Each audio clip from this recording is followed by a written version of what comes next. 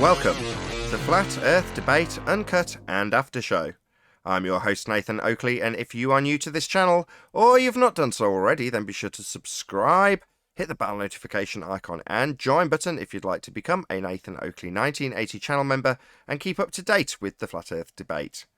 If you would like to support the channel, there is a super chat that runs alongside each of these shows while they premiere, and there's also a PayPal, Patreon and crypto link in the info box below the video.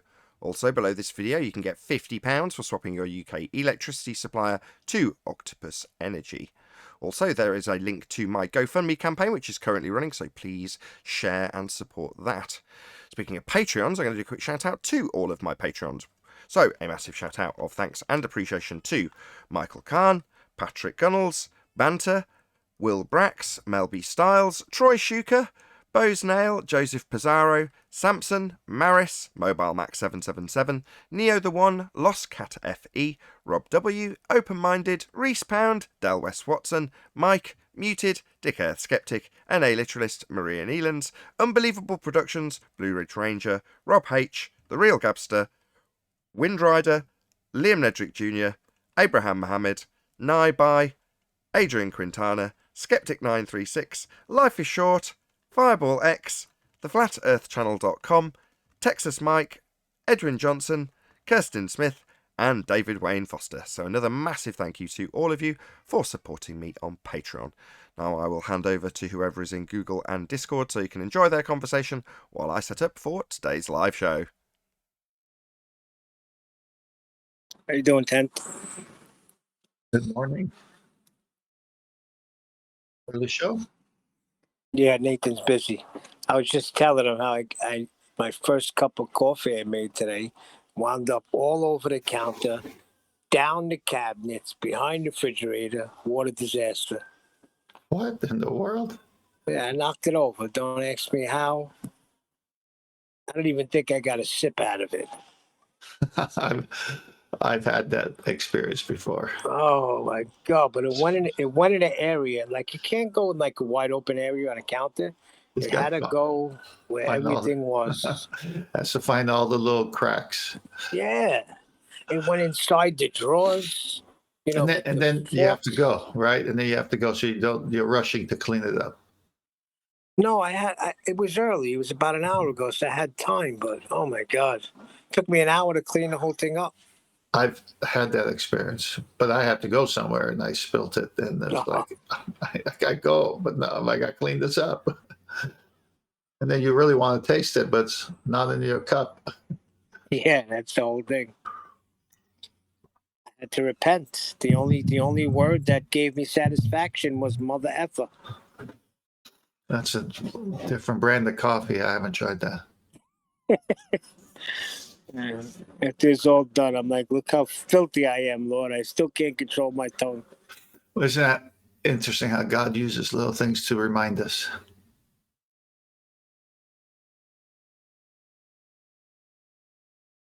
Yep. Yeah, I always said that. Even when you're working, like if you notice, it could be any religious guy or whatever religion he is. If he hits his finger with the hammer, he's not going to scream Muhammad or Buddha. He's going to say to Jesus, you know. Yeah, he's going to go crazy. Say it, yeah, but never the other one.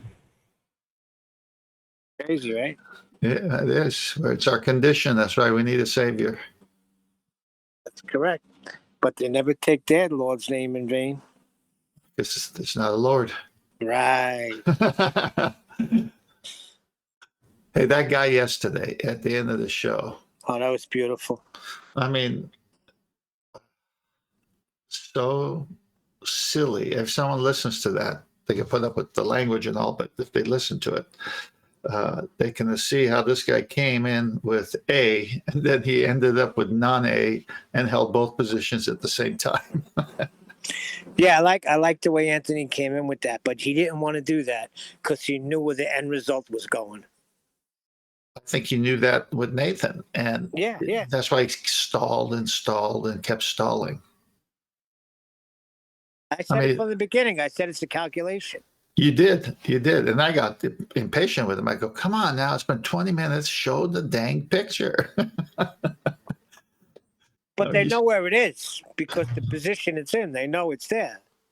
Right. And then I said at that point, and then Brian came in with a better formulated sentence than I had. I said, well, then if you know where it's at, it should be, and you say it's a solid object, then it should be blocking the stars behind it. So show us a picture of that.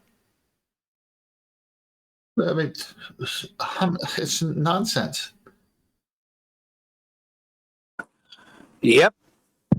But what do you think about 97% of the Western world believes everything Yeah. about it?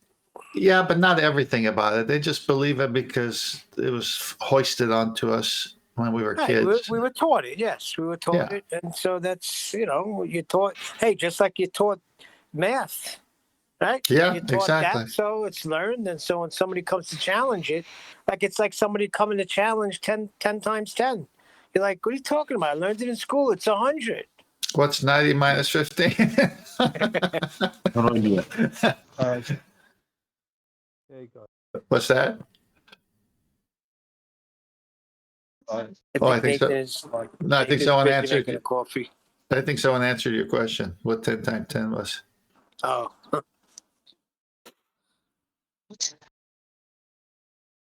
I tell you, you know Miggy, right? Yeah. Who's that? Someone trying to say something? Or-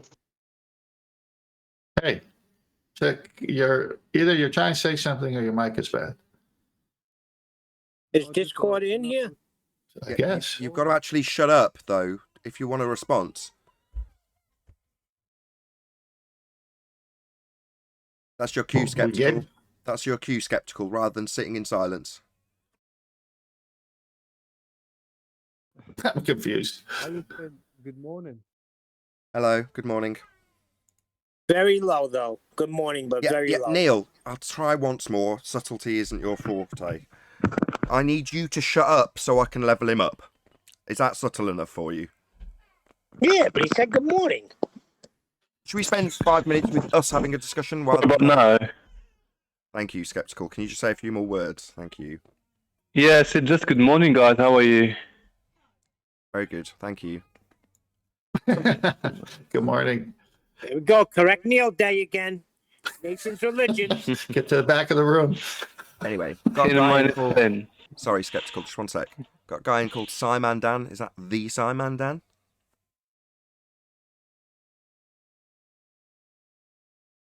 No, that would be a joke. Why do you have a brain? I forgot to change it. Oh.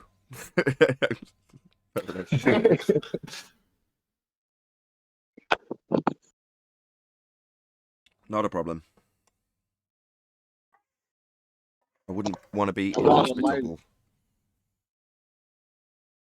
I'm sorry, Nathan. I thought I might attract customers. Simon.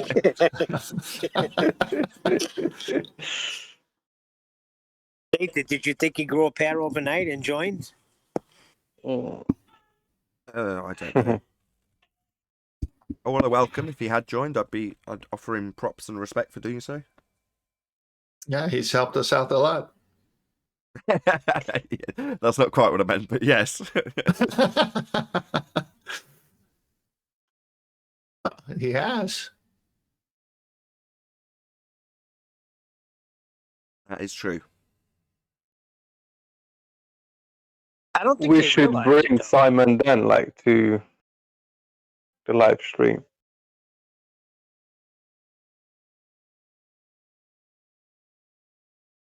It's an open panel. Anybody's welcome to join if they want to. If they don't, obviously don't. Alternatively, you can bleat and moan about how you want me to meet you on your terms. That's another way of doing it.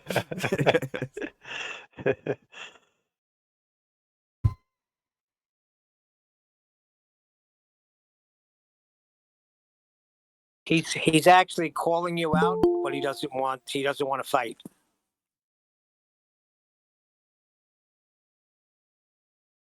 Yeah. Hey, like, Good morning. Good morning. morning. How you guys doing? I don't know. Can I say good morning? Good morning. Good I one. had a great talk yesterday. And well, what? It's not flat Earth related. Sorry, Yeah, I background noise. was going to say your audio's terrible. Guess a surprise. Yeah, but he still had a great talk.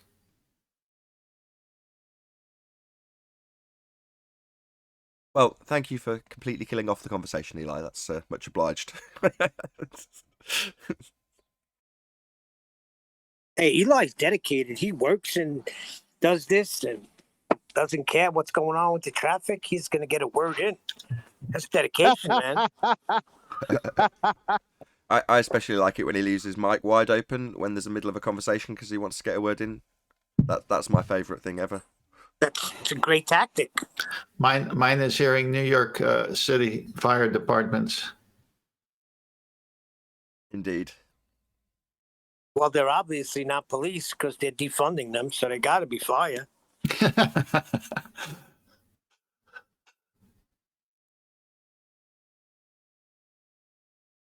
So Eli, you going to say something or? I think he's waiting for the traffic to die Not down. really. Maybe. Yeah, Okay, Eli, sorry. windy traffic is everywhere. I just wanted to say, I was going to talk about it now, but this is only the pre-show, which also gets aired. So, Only? How dare you? right, not on.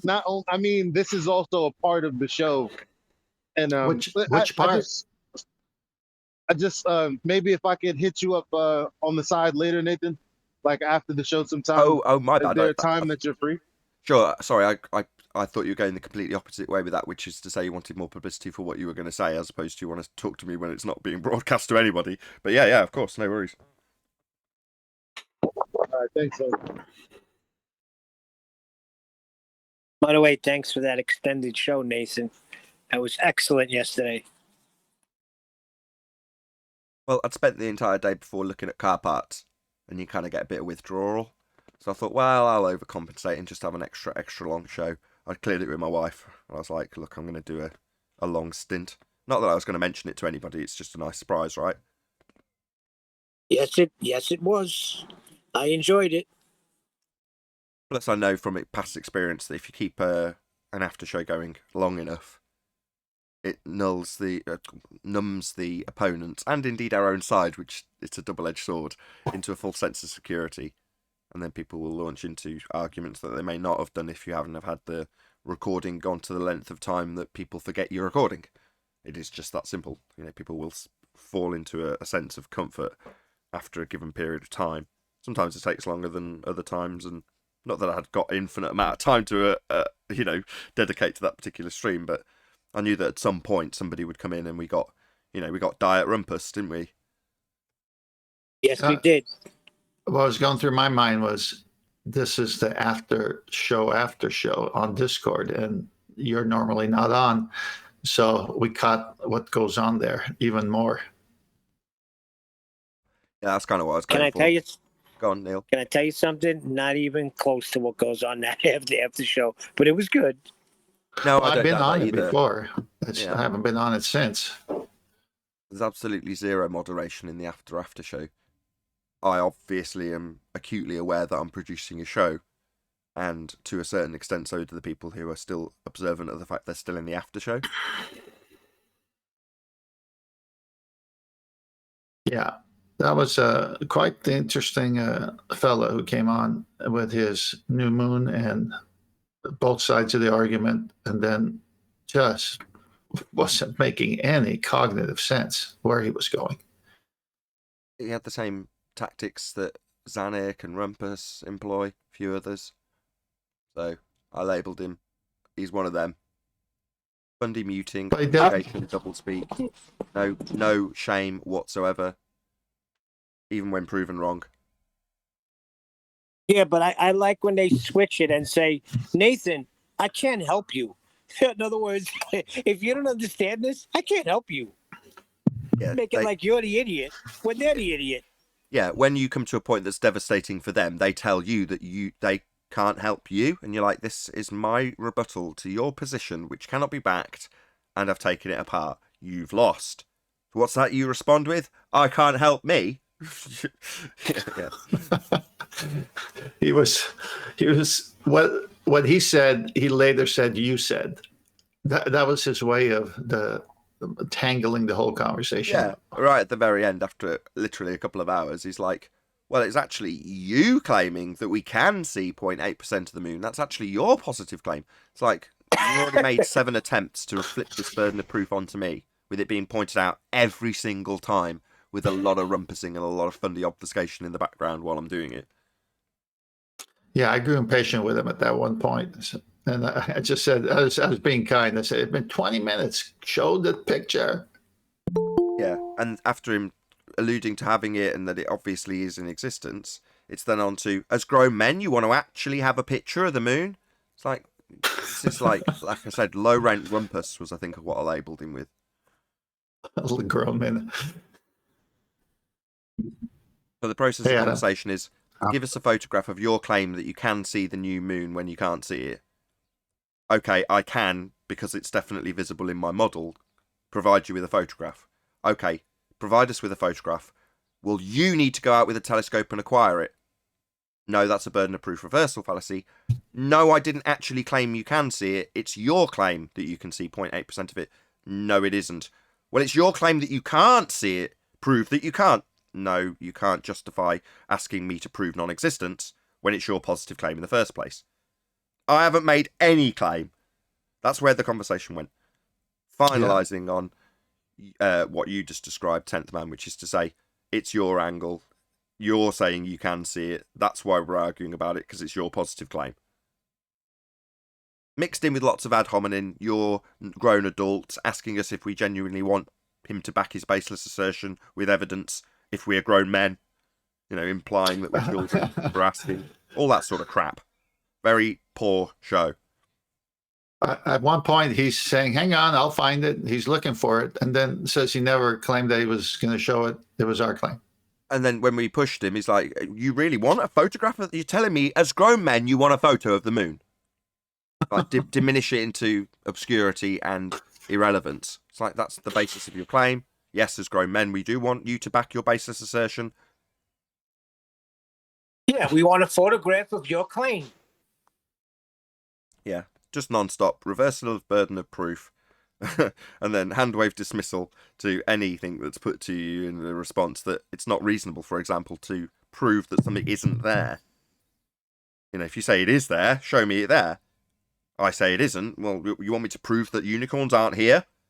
You can't prove non-existence. Well, Chocolate said last night he was helping me do something, him and Miggy, and we got into flat earth, and he said, look, our argument is not the people. I mean, our enemy is not the people, it's the argument. I was like, yeah, that's pretty good. He goes, well, it's been said before. I said, well, I never heard it that way. That makes a lot of sense. It's the argument, not the people. Yeah. They like to So, defend it. Nathan, Go ahead. what did he expect you to look in your cupboard, look under the bed for the unicorn, and then say it's not there, can't find it anywhere? Like, what does he want?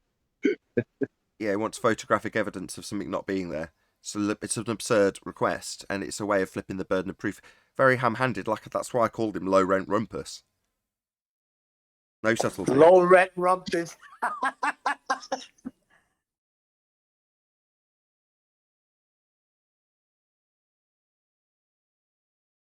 Before you start today, Nathan, I've got we were talking about UFOs the other day. Interesting, it's been brought up in Parliament yesterday. Do you have any photos? Well, I've got video. Hold on. Go ahead, Adam. So the SNP raise a question with regards to Scotland wanting to be part of any space industry that the government's got planned. Jacob Rees-Mogg retorts with a little bit of a stumble, saying that, yes, the Telegraph and the Americans are getting excited about people coming from outer space and UFOs, and that even the former President Obama is getting to know, pause it, if the honourable gentleman wants a debate on little green men. That's a member of the British government reporting back to the SNP, asked about the space industry, and they bring in the Americans. Newspapers are worried about little green men from space coming. So yeah, it's been put beautiful. into the narrative, even The at government latest, now. the latest in trauma-based mind control. How wonderful.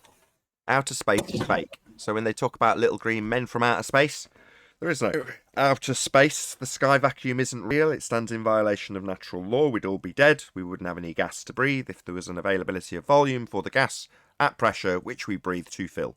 Ergo, outer space is fake. There are no little green men coming from a sky vacuum.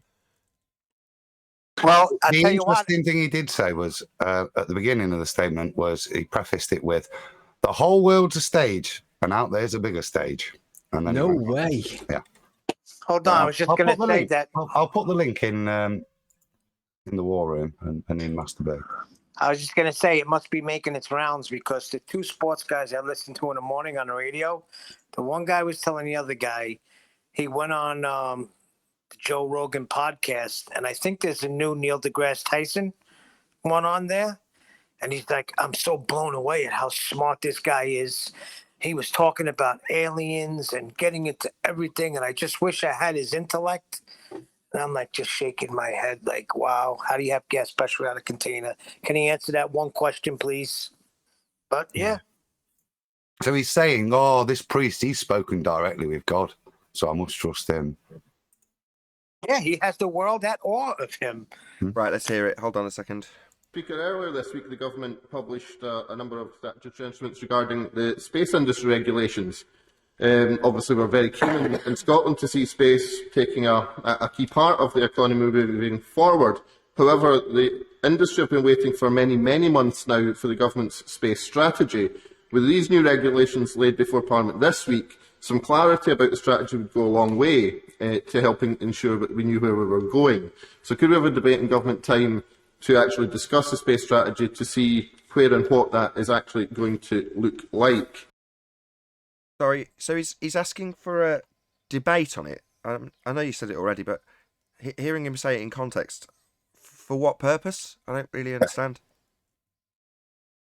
No, it's not clarified what we'd get from it. It's just stating they're interested, aren't they? They're not saying why it would be of benefit. I suppose so you can get more lettuce grown in zero-G conditions. Okay. Beyond the absurd, we don't know. Fine. And Madam Deputy Speaker, though I fear I may be giving a long shot here, I wonder if the leader might join with me in welcoming the findings of the Scottish Government's Social Justice and Fairness Commission.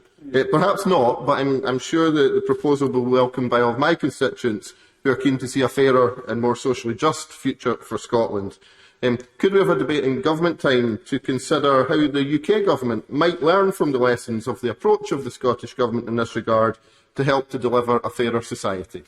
The space industry, well, Madam Deputy Speaker, all the world's a stage. But beyond it, there's an even bigger stage for the honourable gentleman and others to investigate. And I hear that there are reports in the newspapers, I think the Telegraph, that the Americans are getting frightfully excited about people coming from outer space. And Right.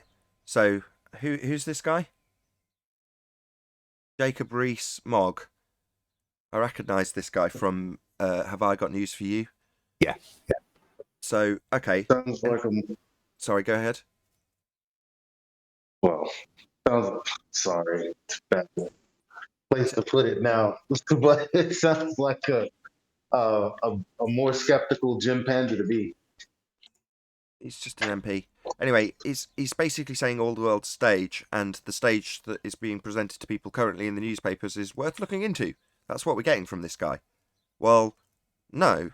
The world is the world, and its physical reality is not a stage, but you can turn it into one if you want to control the people, which is precisely what the people in government do. Do you hear a bit more? Is there any more, Adam? I think there's about another 5 or 10 seconds, and then he goes on to social justice. So, Okay, let's just listen to that. UFOs, and that even former President Obama is getting interested in this. So I don't know if the honourable gentleman wants to debate on little green men or whatever else may come from outer space, but the government is developing a strategy. It is an important part of the future that so much space investment is going on, and that will be a United Kingdom-wide activity. The honourable gentleman then... it goes on then. Okay, perfect. Thank you for sharing that, Adam. Yeah, No worries. it's a sham. It's a stage. Yeah, that's a good way of describing it. Well, I have everybody looking up, right? They're relying on the fact that we can't prove space does not exist. They're relying on our ignorance, but we can say, how do you have the gas pressure, dude? No, we can prove space doesn't exist, Anthony. Well, there's two ways of looking at this. The way we are now dissecting it, because we understand the argument, or what they're doing to the sheep, getting them ready for the next show. Here's what I think. Here's another element I don't think that we pay attention to often, because I'm always saying that the media is inundating us with these faulty ways of communicating. And I think that that's what that man is doing there. Like, it's not really about information itself. It's just through casual or professional conversation, pass by that this is a reasonable debate that we should have. And he even throws in the little green men part. And then people think that this is reasonable and this is how they should carry on the conversation. Because if you talk to anyone, their conversation is going to sound exactly like that. If they were to have a debate, they would be having a debate about whether they're little green men or not. And so people are taught how to have the conversation, and that's the more important apparatus. It seems to be seems to be trivializing it so it becomes common language. You know, like this, like there was a time recently where they were like trivializing talk to do with like pedophilia and kiddie fiddling as though it was like trivial so that we can talk about it. That seems to have died down now, but the point is, yeah, they definitely are trivializing it so that it becomes commonplace and talked about in the workplace over your biscuits and your coffee break and stuff. Why now, though? Why now? Because it's a distraction. That's why. Flat Earth is growing stronger and stronger. You may not believe it, but we're the reason why this is coming out now. You got to distract. But it's not that it, quote unquote, is coming out. It's that this is the conversation they want people to be having. Correct. Exactly, because flat Earth. Let me share a perspective here. So hurricanes were happening all the time. Then came climate change, global warming, and they changed the name because they got caught with the fake emails and all that. And so now every time there's a hurricane, we all know it. It's climate change. It's climate change. Well, when we were having hurricanes before, they never said that. So they're tying it to whatever they want. Yeah. I don't know about you guys, but I get more interactions now from the new people coming into the topic saying things like, guys, I'm not a troll, but I'm just curious if you could like explain something to me. And like, I'm finding that I've not got enough time to engage trolls anymore. I'm finding that the people that are contacting me and wanting normal conversations without it being on camera, just to ask how things like the stars work, is cool. There's so many new people coming into it, and they're so scared because the trolls are quite effective. They don't want to be public. But I'm not having enough time anymore to engage with trolls. It's brilliant. This flat Earth's growing so good at the moment. It's brilliant. It's working in our favor. I noticed, or at least to my perception, my videos appearing in the searches. Nice. I saw a featured article with your name on it. You did?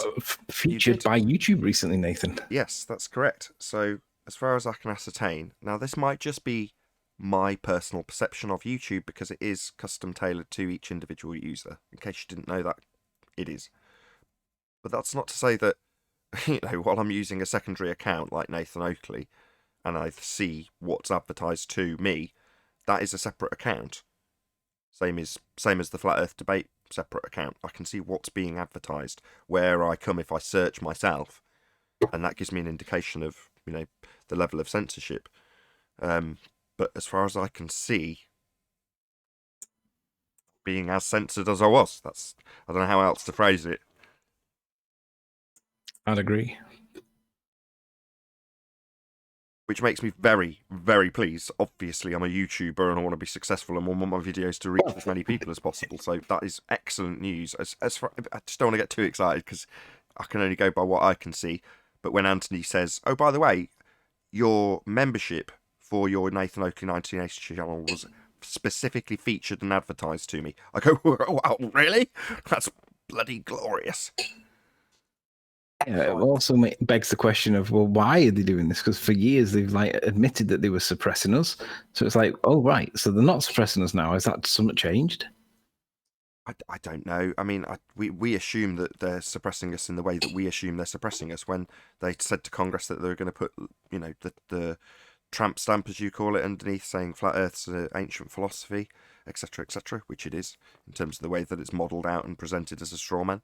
So, they've done that, but did they say that they were going to massively censor us or suppress us? No, that seemed to be what happened, but, maybe they went above and beyond and now they're easing it off. I have no idea. They can't stop us. Maybe they think the public is ready. Maybe they think that they've done enough with their dog whistle techniques. And they think that we'll be attacked and they don't need to do it anymore, that the people will police themselves.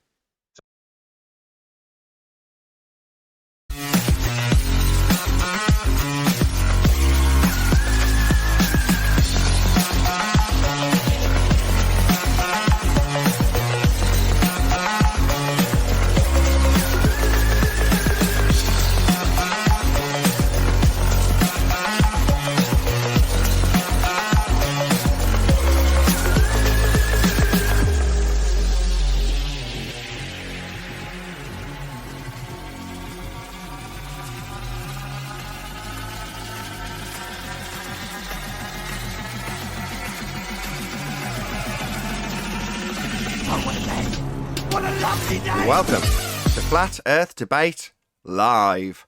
I'm your host, Nathan Oakley, and if you are new to this channel, or you've not done so already, then be sure to subscribe, hit the bell notification icon and join button if you'd like to become a Nathan Oakley 1980 channel member and keep up to date with the Flat Earth Debate.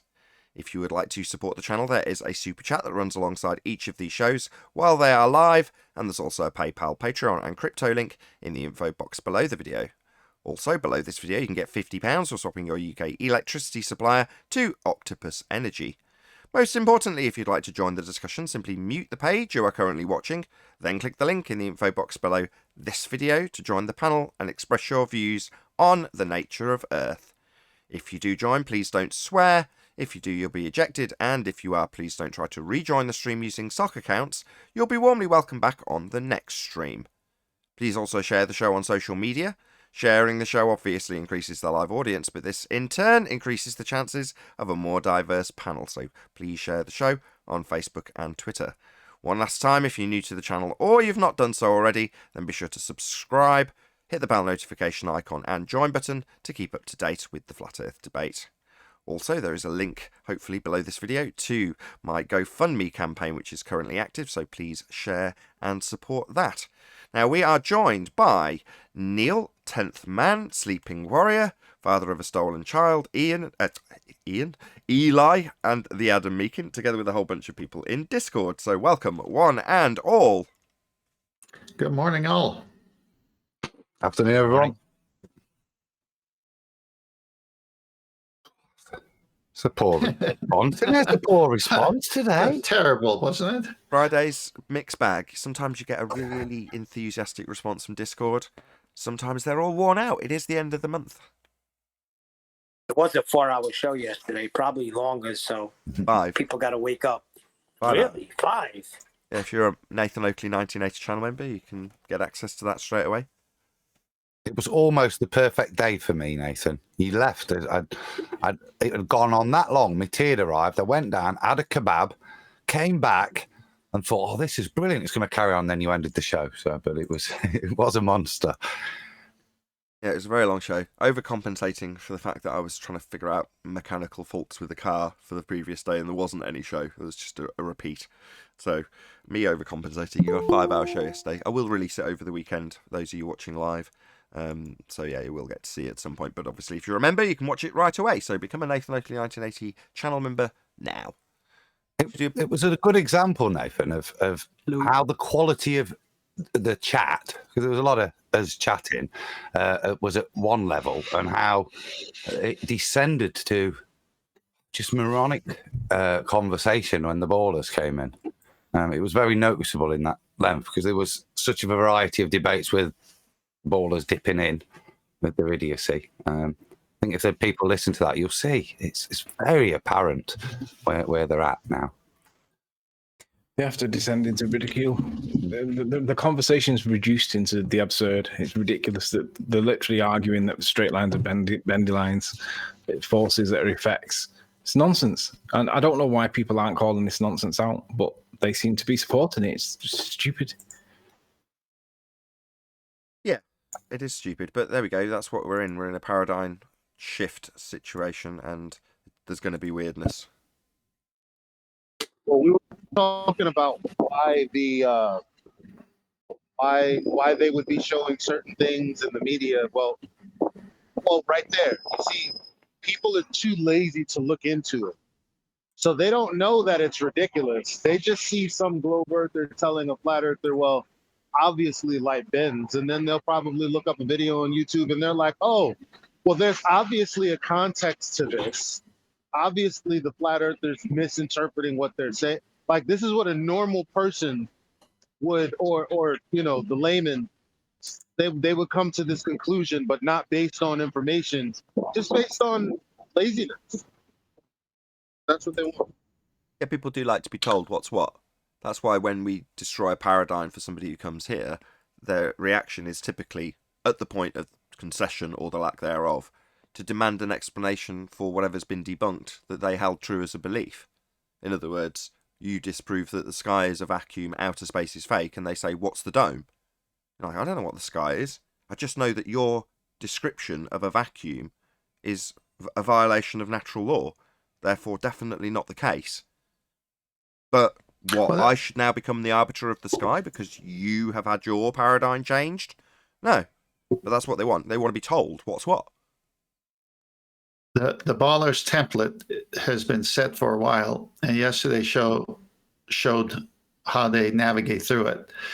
So light bends, but they're saying 7/6R, and someone could go look and see that light travels straight, but when it hits a different medium, something can happen to it. And so there are two different arguments. And yesterday's show, when he's talking about the moon instead of light bending, he's talking about the moon. He came in with a positive claim about the moon, and then later said that we came in with the positive claim of the moon. And then later he held both positions, the positive and the non-positive claim of the said moon. And you can tell how crazy the argument was getting, because he couldn't prove what he was saying with his first statement. So he went to the opposite statement, and you caught him, and it just showed the stupidity of that style of arguing.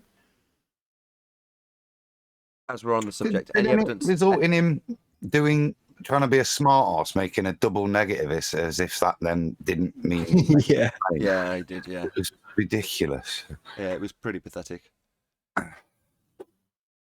but very entertaining. As much as he was saying, "I'm bored" every time he got smashed. Yeah. Any evidence of the R value? Let's do I think the it's fair to say that every single ball Earth person that believes that we live on a sphere, you're either stupid or you are intentionally dishonest. There are no in-betweens. Now, if you've never looked at the topic and you argue, or you take a position from ignorance and you argue genuinely, it's quite apparent, because it's quite obvious that you're genuine, because you don't come across as an absolute retard. But if you're on their side and you come across like somebody like, well, FTFE, for instance, it's obvious that you're being dishonest. And I don't understand how people like Conspiracy Cats, for example, doesn't acknowledge that he's still outstanding a explanation, a scientific demonstration of gas pressure at a container. I saw him picking on Flatsoid yesterday, for example, and I just said to him, "Where's the evidence of gas pressure at a container?"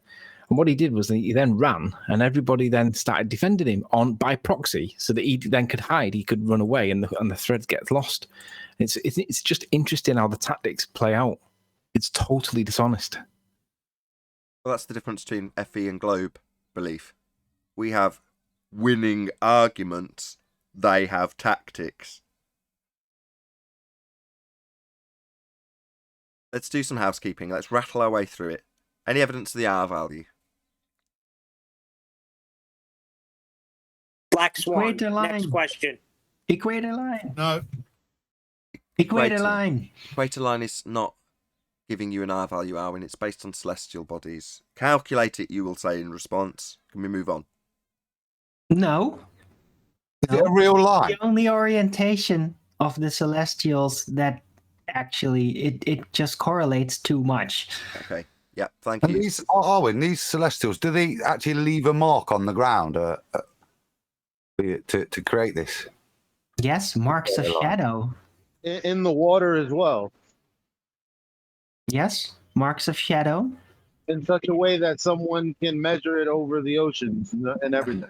No, look, Arwin, if you're going to play Yes, Baldwin, ocean ball. please don't make Baldwin a bullshitter. Please. Bullshitter. Yeah, don't No, it's say not bullshit. No, this is the last. This is the last straw. Stop. Right. Right. We don't Adam's no asking you- longer have optics. God, But please. there's still. Please. Adam's asking you if it leaves a line on the ground. Right? It doesn't. It's an average of the celestial movements throughout the seasons. There's no line on the ground. The equator is arbitrarily assigned at a certain point on maps. It's not a designatable, physical, actual point on the ground. That's Adam's point. But what you've started to do is just bullshit about it being a line on the ground. I'd prefer you didn't, please. The points will get lost to our own side being bullshitters. There's no need. No. Yeah, there is a need, but because there is a line, it's called the shadow. It's the shadow line. That's what I wanted to get to next. So that shadow then. So it's not the celestial object that's creating it. You're now going to use some piece of equipment to generate an image on the ground from the celestial object. Yes, of course. That's how they could determine where the optimal average height or the average angle is the equator, right, of the sun. That's I'm saying it very sloppily now, but that's based on shadows, of course, sticks and shadows. So assumption based. And then I said, I never denied this that. so then I said, so they're doing this in the Hold on, ocean Eli. also. Hold on. The conclusion's coming. I just got the confession. Oh, God. I just need Adam and Arwin to restate what they said. In conclusion, the most bloody important bit, without it being rumpused. Please, can you go through that little discourse where Arwin concedes his assumption? The most critical bit of the argument? Thank you. Okay, Adam, say again. So your magic marker with a piece of equipment, the way it works has a physicality assumption bias with regards to how it's going to place this marker in brackets shadow for you to designate the area. Yeah, I guess there is a bias, but yeah, look, it's all balls, right? So what else is it going to be? It's holographic. It's not really in a position. Ooh, that's a good standpoint for a baller. No. And then I will take that concession. Perfect. Go ahead, Eli. Yeah, I guess my point is not really, doesn't matter. I was just saying, are they doing this in the ocean too? There's no shadow making machine that runs the length of a presupposed outside edge of a sphere at the midpoint of the seasons. So as much as Arwin can generate one, assuming there's a sphere, which he's just conceded, in terms of what it does in the oceans, no. this nonsense isn't something that's going to occur. You might be able to claim you can take one measurement and pre-assume that the sphere is what you're going to be measuring when you do it, but that's about it. Now, hold on. You could even do it on the ocean with a boat that has a proper a separate pool of water that's all being isolated I'm from sorry, any rocky yes. motion Okay. of the ocean, and then you can lay shadows on all that. on Okay, my perfectly bad. You can still also horizontal. make the same sphere assumption on a boat. Yes. Yes, wonderful. Let's move on. Any scientific evidence of gravity? Gravity, what's that? All Earthers can't I even was just gonna define say it, that. let What is alone it? demonstrate it. I can.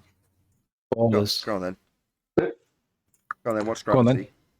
Yeah, you want to hear it? Okay, well, it's very simple. You got relative density, you got all of that right, and then gravity is originating.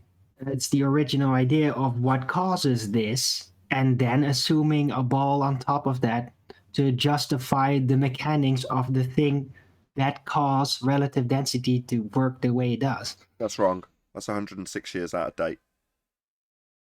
That's where it Sure. originated from. Yeah, it's 106 years out of date. It's not, number one, it's not the cause of anything. It used to be back 106 years ago. What is it, 1915? But now it's not. Now it's an effect described in pseudo-4 space. So it might be its Right. origins, but it's not the cause of anything. Right, so exactly, the effect of gravity. You didn't specify a force of gravity, it's the effect of gravity. You did. You said cause. Cause? Yes.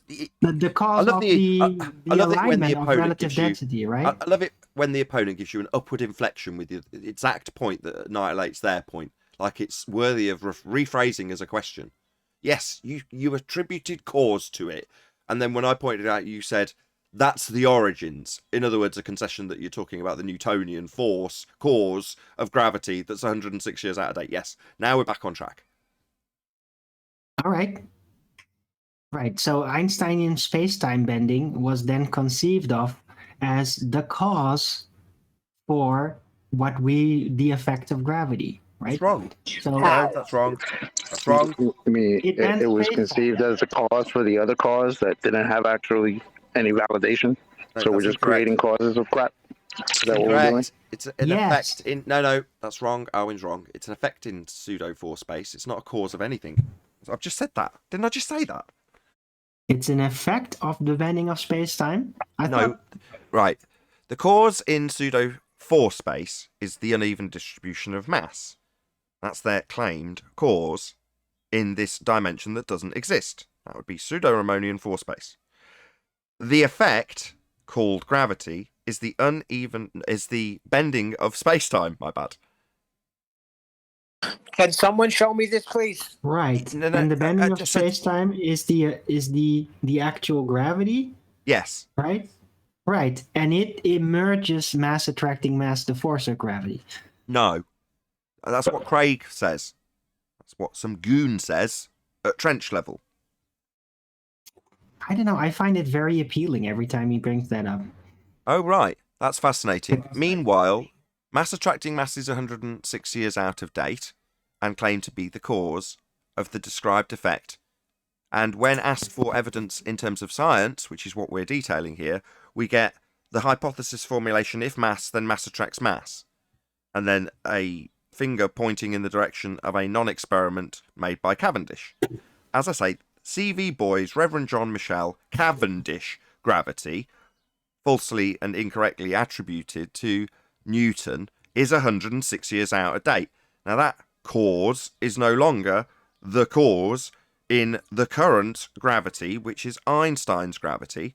It has the cause in this pseudo dimension as the uneven distribution of mass, and the effect being the bending of space-time. But So if it's no 100 demonstration. years plus out of date, why do they still teach it in schools? That doesn't seem very out of date. Yeah, and I would Still never right show there. if they didn't. That's why we're here, Arwin. Baldwin. So Arwen, is time a physical thing or is it a concept? And how do you bend it if it's not physical? Well, time is just like mass, right? It's an extracted thing.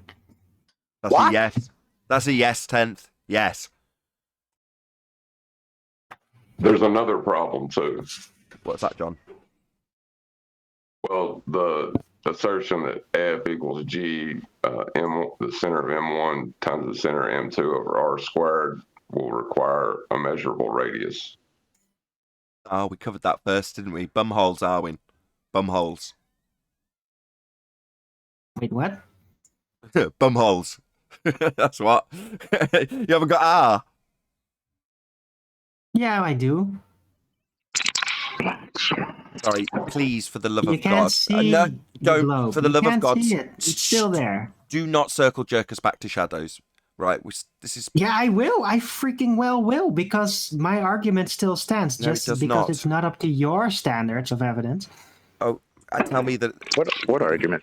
Maybe tell me you can't help me with your radius that you haven't got. But you just don't understand, Nathan.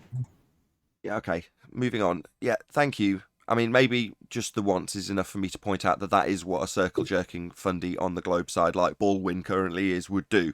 They would circle jerk back to the annihilated point Adam and I took apart moments earlier as having an assumption of a sphere which Arwin conceded. He would then, having conceded that it's a demolished point, us moving on, circle jerk back to it when you get to the point in a different argument where you haven't got the radius value that is the subsequent demolition of the point he already conceded. That's what fundies do. Now we've made the point, please don't do it again. Please. I'm not in a good mood. It was the sheer lack of humility as he openly, brazenly used it again, actually as some kind of validness. You are very good, Baldwin. Don't congratulate him for being a dick. He knows it's just for pulling off. To be a dick. Yeah, Nathan, I'm sorry, but you seem to have a problem with presupposition. When you know it's a ball, it's pretty okay to presuppose it. Yeah, he wants me to swear. He's trying to get me to swear at him. That's what he's doing. Especially if it is secondary. I explained this. First, you orientate the celestial heavens with the Earth, and then you can We need the presuppose fundy it's a mute ball. button. Fundy mute. Yeah, that's what you're doing. Yeah, it's exactly what you're doing to Arwin. You are actually fundy muting him, by the way. I didn't catch most of that, Arwin. Can I have the bullshit? I mean, your explanation again. Yeah, you all seem to have a problem with presupposition when it's perfectly fine to presuppose something if you know it is true afterward, right? And so with that, I can presuppose the Earth is a ball in basically figuring out the radius by basing the original evidence on the celestial orientation first. Lord, what did that you has eat been today? figured out, then you can presuppose with that data it's a ball. Well, we did that with the Black Swan, with the Modus Tollens. We presupposed it. So how come the horizon is further than 1.22 miles? Or to put it in the way Black Swan. Hold on, Tough Man. That sounds like your claim. Hold on, guys. Let me just give Arwin a couple of tips, right? The way you went wrong, Arwin, was when you said it is okay to presuppose this, rather than making the declaration of what you are doing. Just do it, but do it immediately. I just released a video. It was like a trimmed out bit from a previous episode, just with the concise point only, which is to say that when you've got a dirty detail that you want to hide, get it right out up front as the title in bold type on the front page, because then no one will pay any attention to it. So rather than right in the middle saying it's okay to make this presupposition and then go forth with the presupposition to measure the celestial averages, right? Just beg the question immediately. Get it out of the way and then waffle. And then if someone catches it, you can cry foul that they're muting you, which you did do, but you hadn't already begged the question for it to be a reasonable interruption when they did fundy mute you. Just one tip. Do it immediately next time. What the hide in plain sight. Just to go on what you just said there, Nathan, and what we were covering in the pre-show.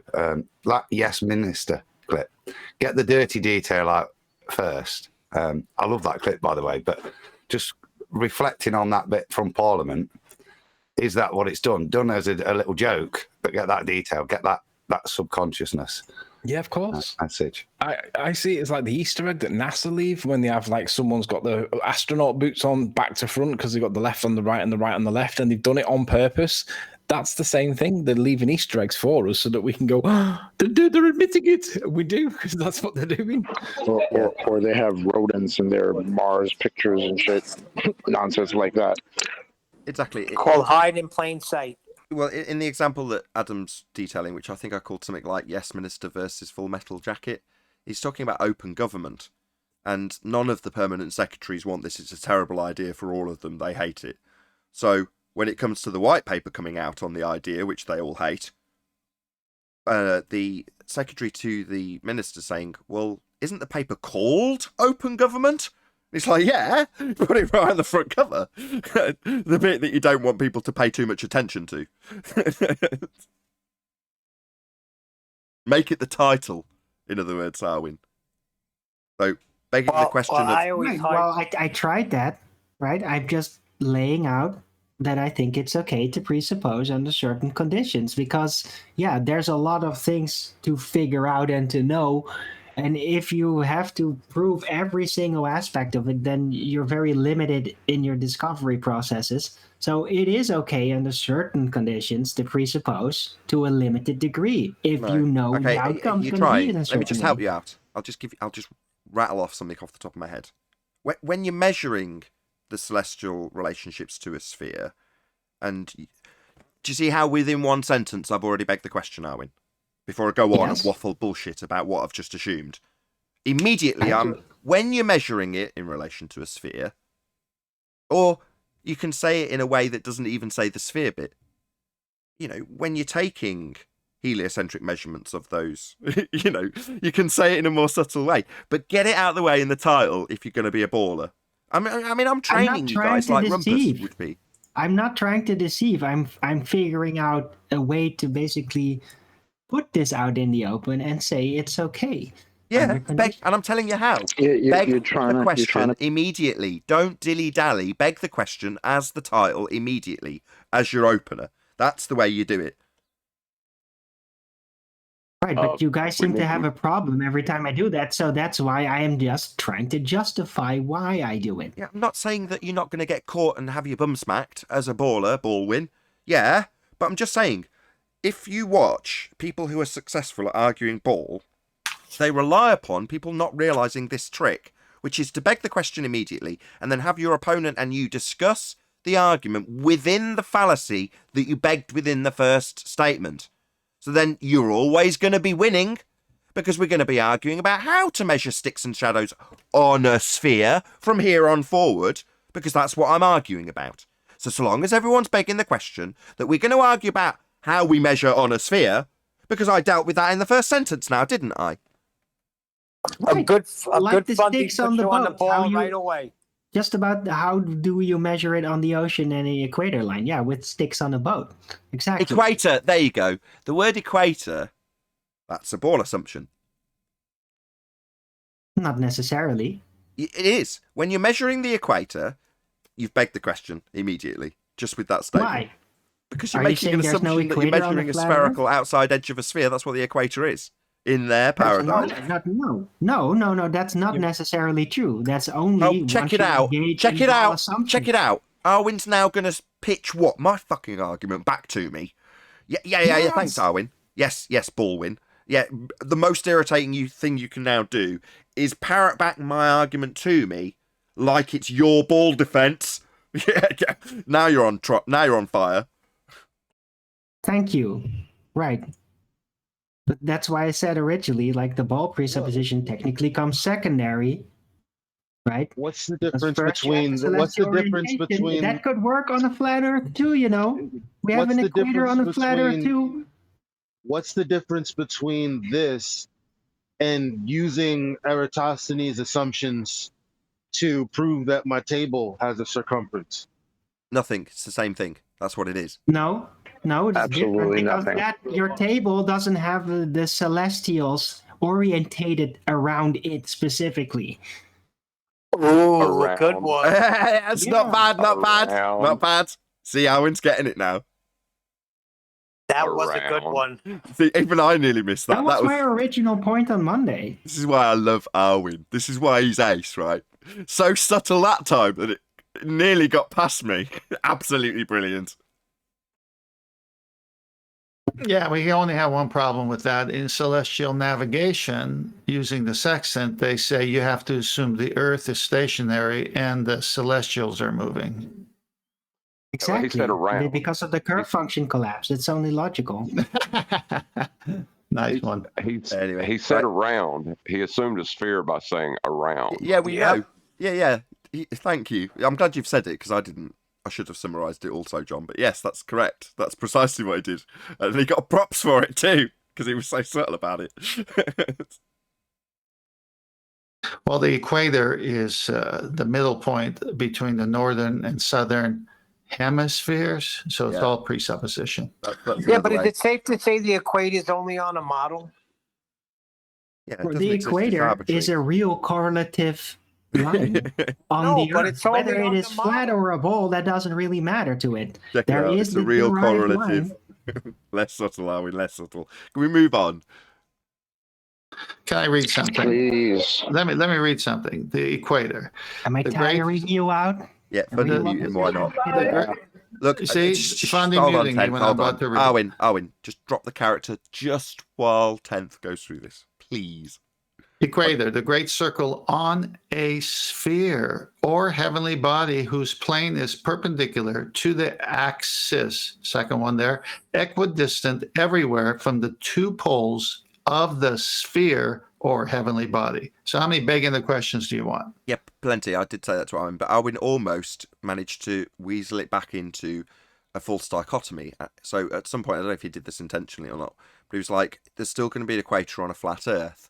Now, what that might have been, I don't know if this is what you were doing, but I'm going to assume it was and that you're smart, was a way of introducing the azimuthal equidistant projection as a false dichotomy that's going to be the model I hold as the opponent to Arwin.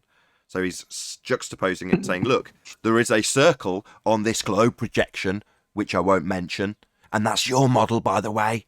I'm going to burn it later. So there's an equator on this too. You know, you don't mention any of that stuff that I said with the evil voice. But that's what I think Arwin was doing when he said, well, there's an equator on a flat Earth too. That's very smart. You're almost there, but I actually kind of meant it from any perspective, because even on a rectangular looping Earth, there's also an equator line, because an equator line is a celestial-based phenomenon. Like, yeah, it's a line derived from celestials, really, no matter what the shape of Earth is. Not such a, yeah, that's not going to get... Hold on. That's not going to get by me. Right, it's just because you're going to now use, instead of an azimuthal equidistant projection, what Arwin's done is taken the exact same argument to a Gall-Peters and said rectangular looping. And on this square map with a straight line along it, that's the movement of the sun on this map. Therefore, rectangular looping. Transposition onto that map rather than azimuthal equidistant. But it's the same point, and Arwin's now trying to use the magic I just gave him against me. Total bastard. Well, he can't do that, Nathan, because the celestial equator is on an imaginary celestial sphere. It doesn't really exist. It's just you have to imagine it that way. That's how they describe the celestial equator. What, and some portals do. Some portals are real. Sphere is not imaginary. It's look visible. it up. It's visible. The equator is derived from the celestial sphere. Look it up. Yeah, I don't care for the definition. I don't care for Stop, both of you, stop. More props for Arwin. So he's conceded through you, 10th man, and said it's derived while you were giving the answer. That's another point to get a good a concession that you don't want to give. Give it through your opponent while he's talking and wants to make a point, because then he won't listen to the concession that you've just made, so that you can move on and say you've already conceded it later down the line when it hasn't been acknowledged. So Arwin just said it's derived. So essentially, yeah, he's agreeing with you through you, so you can't hear him agreeing with you, because that's devastating when he says it's derived. So there is no line on the outside edge of a sphere then, Baldwin. Not literally, but you can definitely derive it. And you can definitely derive it. Yeah, thank you. Yeah, the derivative is not literally and persistent. Wow. That's right, what we're saying from the beginning. So not on the really is level then, huh? But there are all kinds of consequences because of this equator, whether it is derived, virtual, whatever, because there is a consistent temperature heightening in these regions. No, bollocks. Right, an arbitrary line. Stop. Directly correlating with it. No, Arwin, an arbitrary line you draw on the ground derived from celestial movements with your, what was the word? Correlations. I've forgotten the word you used now. Doesn't matter. That is not an effect that you can then ascribe to it getting hotter in that particular region. It gets hotter because you're looking at the celestial bodies and where they're averaged and the midpoint. Oh, right, that's hotter, is it? Nothing to do with your pre-assertion or pre-assumption that you've got a sphere beneath your feet when you take measurements of shadows. We've covered that 3 times too. Nice circle jerking. You managed to get it in one more time.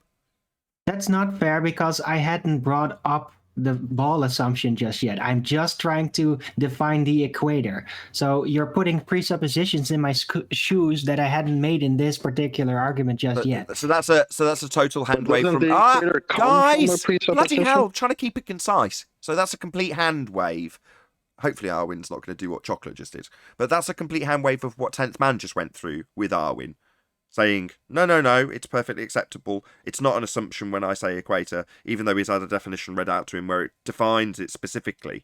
Yeah, that's Arwin just basically hand-waving and fobbing off everything the 10th Man said, so we can circle jerk for hopefully a 4th time, right, Arwin?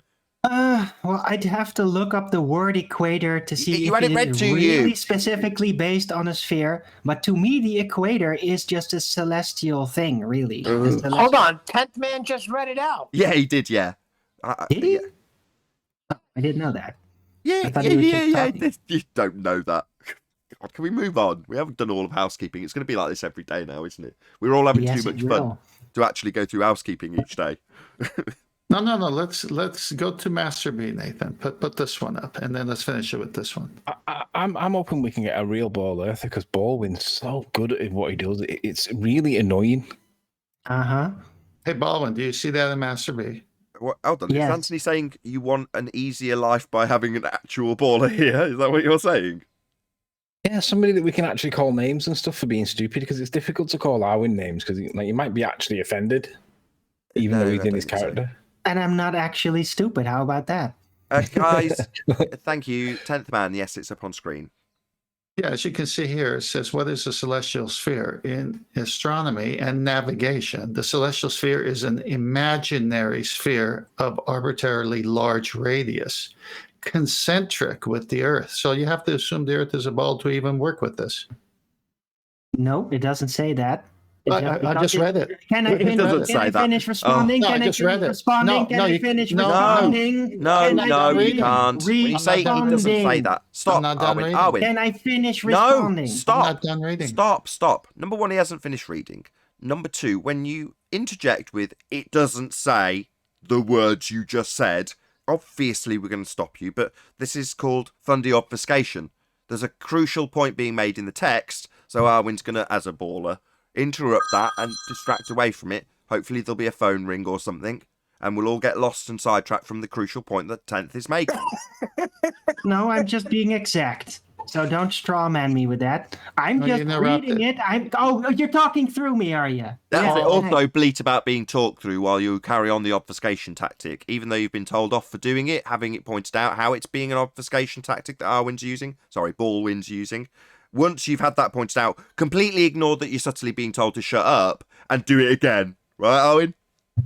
I'm going to do it again until 10th Man shuts up. Until the point's lost entirely, I'll do it indefinitely. Yes, we know the ball tactics, and you know them well also, Arwin. Yeah, thank you very much. But can we actually hear 10th Man read out what's on screen? That would be really, really good. Also, I don't want him to read it out. I want to finish. While Arwin's going nuts, I'll just read out this super chat. So shout out to DazCon333, who sent me £50. Wow, what a massive super chat. Really appreciate your support. And also Plain Decoded, who's joined as a member. Thank you very much indeed to both of you. Run away. Run away. Run away. You prevented me from responding, which is a run away. Yeah, now Arwin's claiming that he's being prevented from responding when in fact we haven't actually got through the full text that's on screen waiting to be read by 10th Man. So it's actually the victim is Arwin. I mean, obviously, him trying to respond in the middle of something being read out is really us muting him. Right, Arwin? He did a good enough job to get Neil to kind of have to shout out. You're doing a very good job, Owen. You got Neil's goat up. He came in unnecessarily. Oh, I'm But he fine. ran away. Right. So can I respond now? No. But So ignore me for the third time. I know why, because he's talked through every word of it. He's full on in character at the moment while I'm talking. This is what's going on in the Discord server. Oh, it's not Discord. It's G Plus. That's what's going on. Total fundy obfuscation going on in G Plus by Baldwin. Man, he's taken this character a little bit too far, by the way, audience.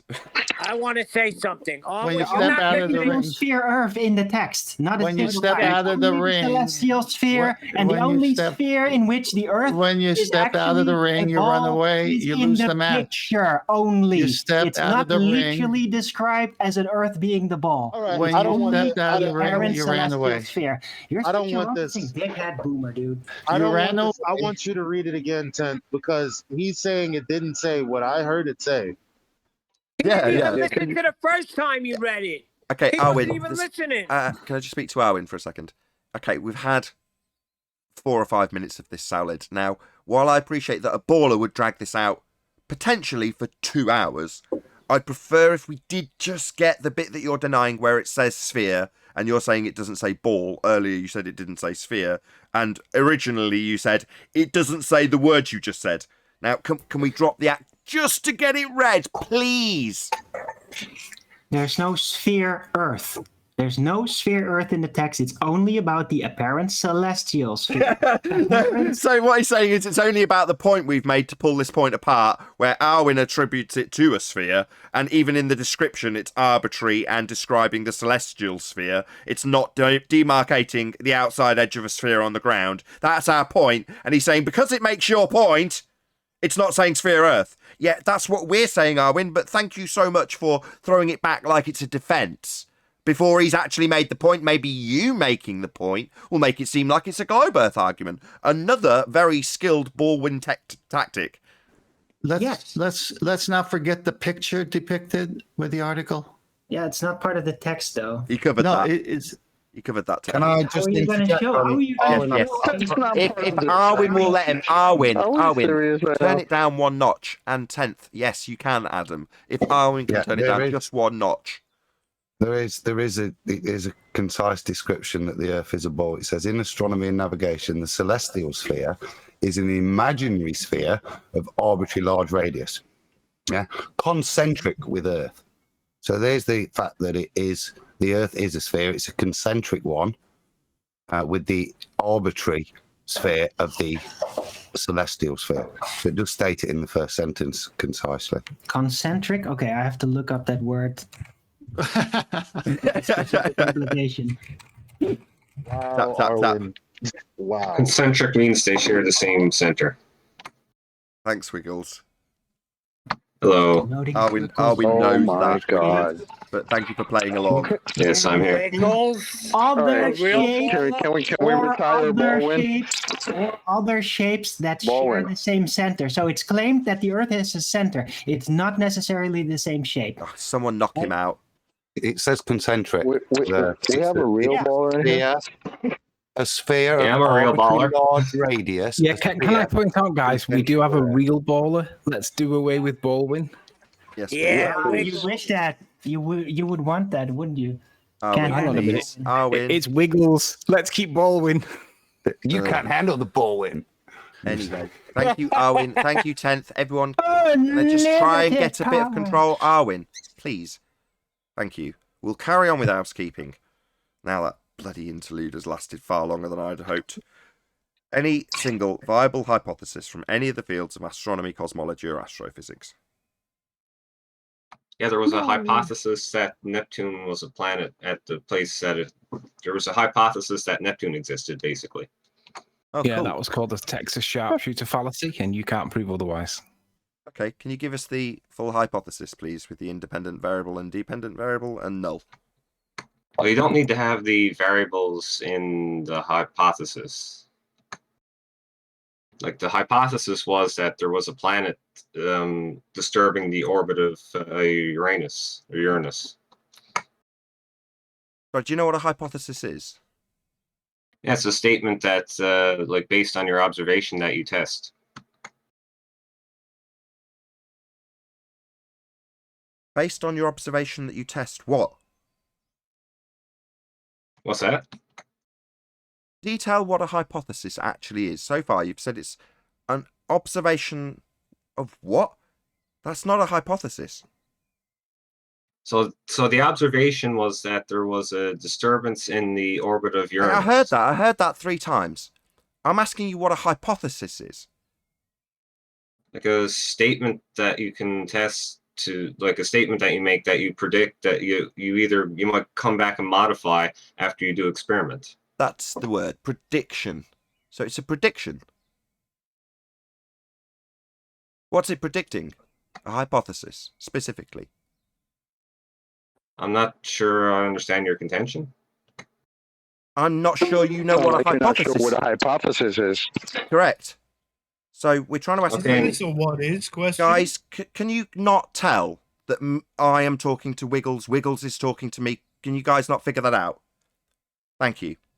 So, you don't know what a hypothesis is, Wiggles. What are the 3 constituent parts of a hypothesis? Isn't your answer going to be, the answer you're looking for is like an independent variable, a dependent variable, and a control variable? Is that what you're looking for? Excellent. And in this hypothesis that you have presented, what are the independent and dependent variables specifically? Well, the independent variable, I guess, if you're looking at this, would be time, and the dependent variable would be the radius of Uranus's orbit. Sorry, orbit is a begging the question fallacy. That's an assumption that it's falling around another body. So no, it's not going to be part of your hypothesis. Your independent variable is a concept. Time? Sorry, how are you going to vary time? You can't vary and manipulate time. It's a concept. So this is nonsense and definitely not a valid hypothesis. So that's the end. Thank you for that nonsense, Wiggles. You don't know what a hypothesis is. Okay, so you don't like that they discovered that was some nonsense. Hypothesized the existence of a planet, and they confirmed their hypothesis by pointing their telescopes there and analyzing the data that they got by looking at the sky. That's not how you confirm and validate a hypothesis. What is the process of hypothesis? What is the process of hypothesis validation? What's that called? Experimentation. And what do you do in an experiment? I guess you collect, you do observations, collect data, plot your variables against each other. Sorry, plot variables against each other? What's a variable?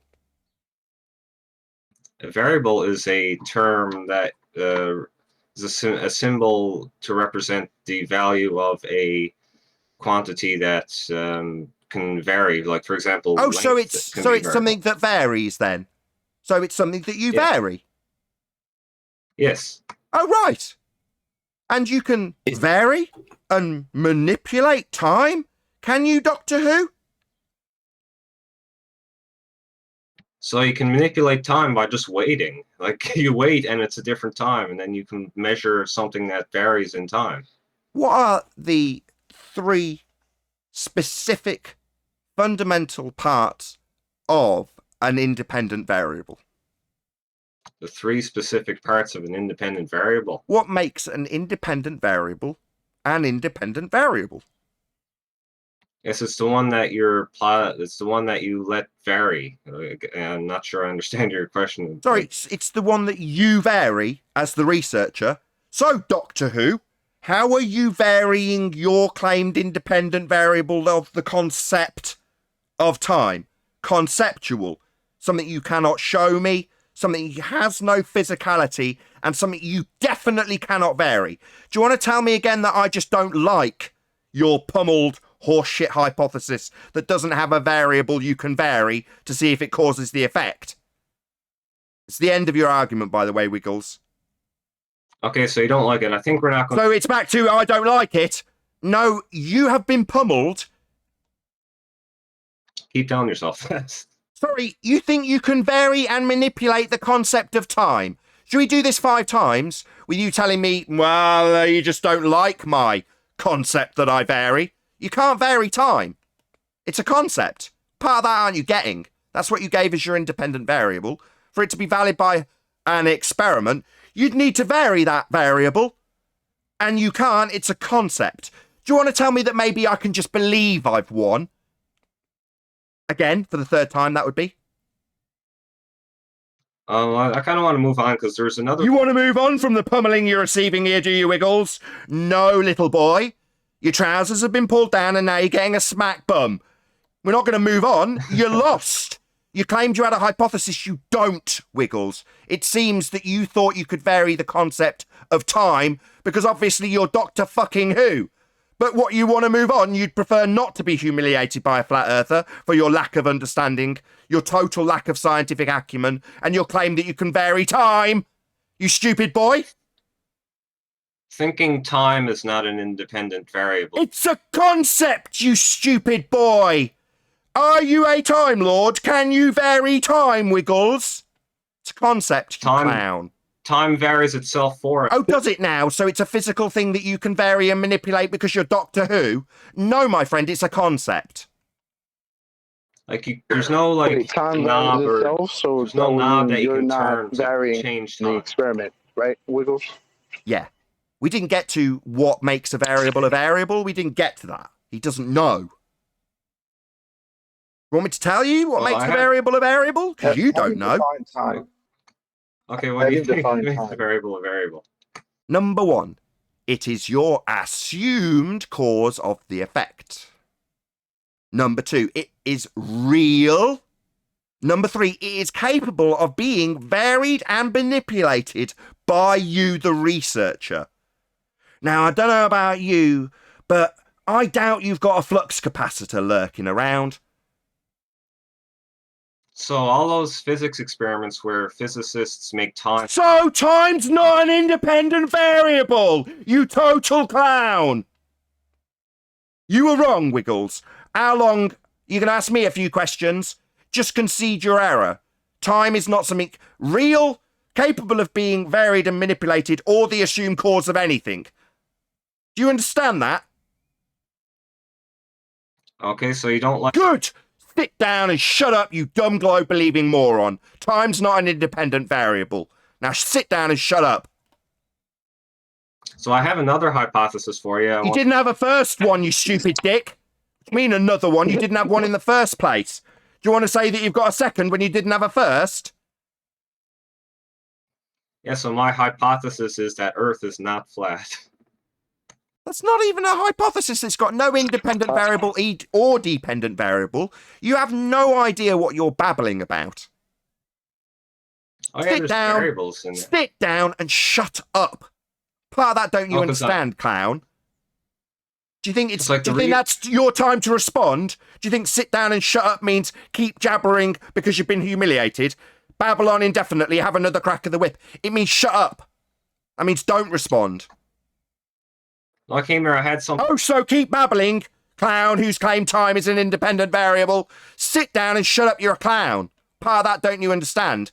You've been defeated, humiliated. Not I'd like another go. Not I've got another hypothesis, not conceding that the one you gave wasn't a hypothesis. And time isn't a variable. You haven't conceded any of that. Now you're going to be told to sit down and shut up, Wiggles. And you will do it, or I'll indefinitely humiliate you by pointing out that time's not an independent variable, and only a globe-believing fuckwit like you, Wiggles, would claim that, because you're a stupid clown. So sit down, shut up, or I'll indefinitely point out that time's not an independent variable, you stupid idiot. I'm just laughing at you. Laughing at me claiming that time's an independent variable when it isn't, you stupid clown? You're gonna laugh at me, are you, clown? You're laughing, but you came in here and said that time manipulates itself. How are you going to vary and manipulate Are you the Earth? serious?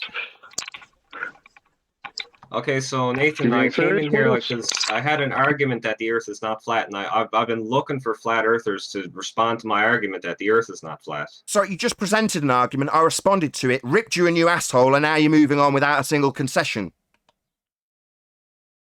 Think what you want to think, so... No, time's not an independent variable. That's not a thought.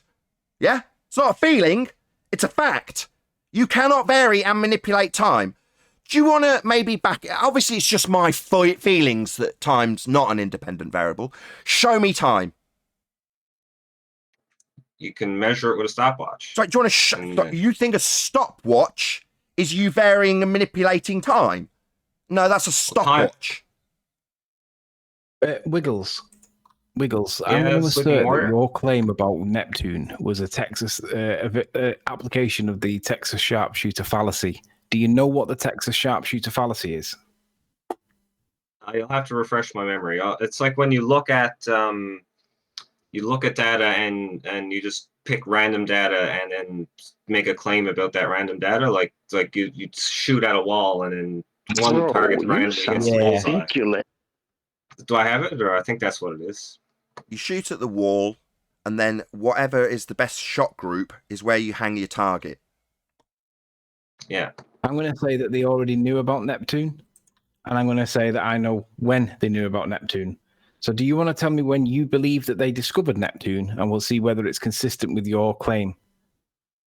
Well, you can Google it. It was sometime in the 1800s, I believe, wasn't it? By who? I forget. I'd have to look it up. Go ahead. We'll wait. And in the alternative, if you don't know and you do concede that you're not sure, that's fine. But I'm going to say that it's a Texas sharpshooter fallacy until you can demonstrate that it's not. Because if you can't, it is a Texas sharpshooter fallacy because they discovered Neptune by random ages ago, and it wasn't based on maths. It's false. It's a wrong claim. Also not scientifically valid in any way, shape, or form, or a valid. No, I don't think it's any fallacy because like they didn't know there was a planet there, and then they did. That's my point. That is my point. They knew about Neptune. It was discovered way before the claim that the mathematical model that they were applying was actually applied. They knew about it way before then. So it is a Texas sharpshooter fallacy. It was discovered by Galileo Galilei, and it was discovered about 200 years before the mathematical model was applied, for which your claim is based on, where they used maths to calculate where Neptune would be discovered.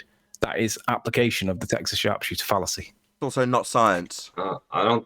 No, Galileo didn't know it was a planet. He thought it was a star. Who cares? He discovered something, and that is the thing that he discovered. So meanwhile, not science. Meanwhile, not a hypothesis. Meanwhile, it is a Texas sharpshooter fallacy, and you need to concede. You won't concede, but we can all demonstrate that it is because they already knew about it before the maths was applied. December the 28th, 1612, and again on January the 27th, 1613, according to Galileo. The data that they had was the perturbations in the orbit of Uranus. That's not. Who cares? They knew. No. It was discovered. It was discovered. Not the perturbations that you're reciting. It was discovered. They knew about it. Meanwhile, it's not a valid hypothesis, which is what we were asking for. So let's move on. Well, I don't know. I wanted to point out what my argument is. Nathan, I'm quite willing to force him to concede both of his points. Let's not move on. Okay. I think I've already made the points I want to make. I wanted to ask you guys about my argument. Sorry, what you mean is let's not continue this discussion where you lose badly. Because you've already made your points, which have been pummeled, but you don't want to concede. No matter what argument I make, you're just going to say I lost, so that's not interesting. Sorry, is that what we did, or did Galileo discovered Neptune before the maths was applied? That you're relying on to claim that it was a science model, a science experiment. Galileo had already discovered it. It is Texas sharpshooter. You need to admit that you're wrong. Galileo thought it was a star. He looked at something, he saw it, and he gives a shit what he thought it was. It's not relevant. It's also not science. The reason I came here was that I had a... You came here and claimed this, and we took it apart. Now you want to give a different reason why you came here, rather than conceding. Actually, my motivation wasn't about this thing I've just been pummeled on. I had a different motivation, which I'll now detail, given that you've pummeled it and I haven't conceded it. So we know what your motivation was. You made a claim. When we asked for science, you haven't got any, though, Wiggles. Because the ultimate reason I came here is because... the ultimate reason, you've already given us a claim. We've already pummeled it. Anthony's gone through it and pummeled it with a different angle, and now you're going to tell us what your ultimate claim... Maybe now tell me what your overriding ultimate claim was, rather than addressing what I've just said about what you already claimed and we have already pummeled. So moving on isn't going to be what you do now, Wiggles. So, do you guys think the Earth is flat? Don't ask us what we think when you've just been pummeled about your claim begging the question orbits that aren't science. We're not moving on, you slippery little bastard. Why not? Because you've been pummeled and you are so scummy that you refuse point blank to actually concede where you've been pummeled, how you've been pummeled. You'd rather just say that I've got a new point I want to make. It is actually my ultimate point, because the point I made initially that we took apart, I don't want to talk about how badly I lost with my claim of an independent variable of time, which it isn't, and how it's science, which it isn't, how it was discovered in the 1800s, which it wasn't. Everything you've said here is wrong. So, are you using this as an excuse to not have to listen to my argument that the Earth is not flat? Sorry, you didn't make that argument. You made an argument about begging the question orbits. So you're going to try for a fifth time to segue onto your new point after being pummeled on your original point, which you're still yet to concede, you total coward.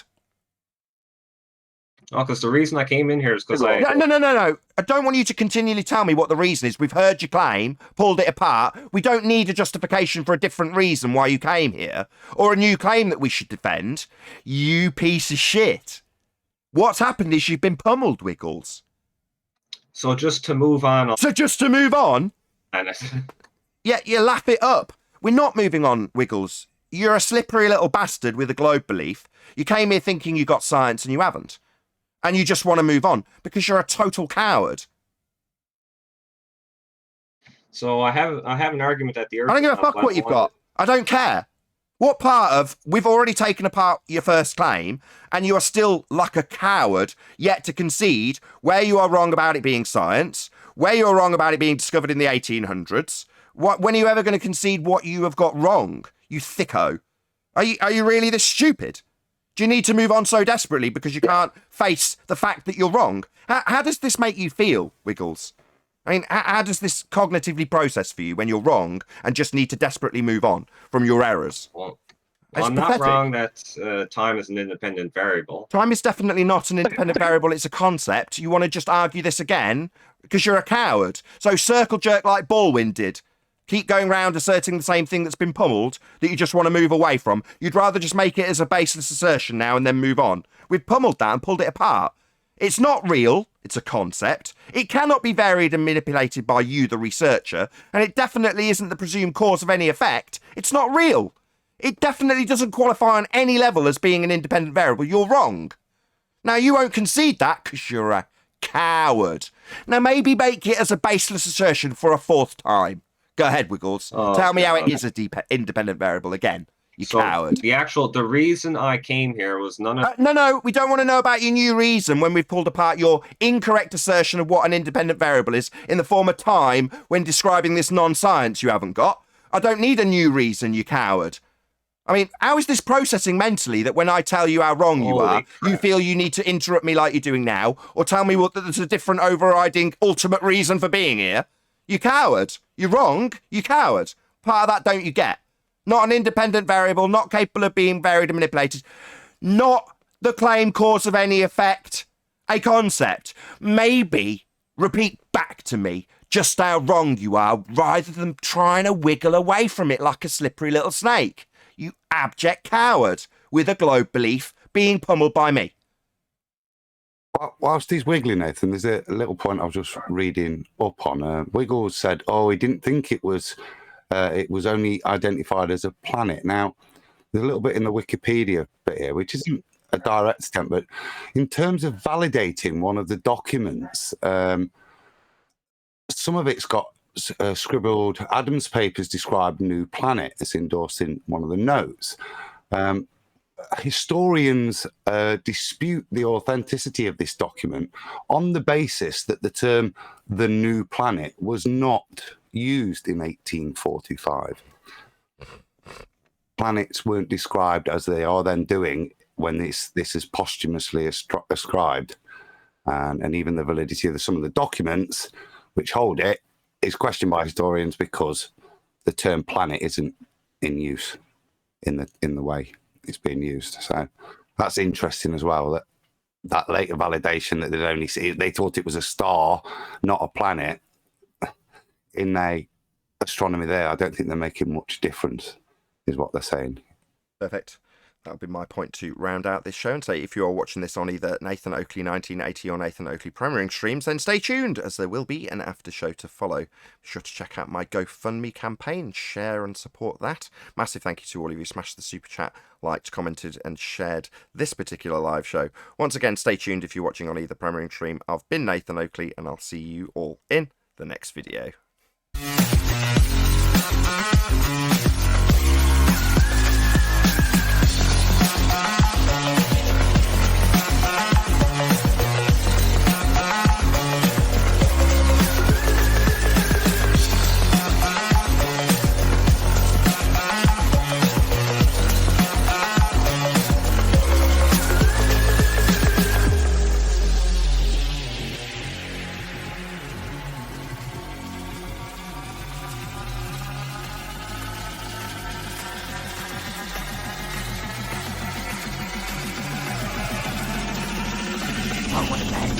What a lovely day! Shout out to Shatner's Bassoon for hitting the super chat. He says, another Wiggles toe tag. Yeah, I want to know how he's going to vary him. 3 years, and this is what he comes back with. Don't know what a hypothesis is. Time is an independent variable. Like, what? Well, he's going with Nathan Riley. Hello? Oh, guys, it's Brummy, by the way. I just thought, hey, I've been loving your channel. Hey, man, I didn't know you were into boxing. Great channel. Love it.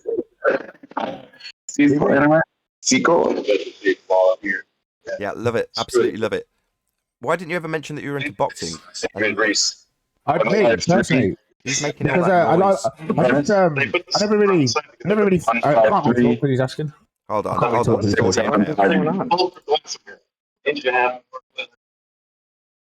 Dick with their mic wide open. Who's that? Got him. It's all good. So Nathan, I'm curious. Curious, Nathan, if you'll listen to my argument that the Earth is not flat and see if you can rebut it. Yeah, it wasn't me.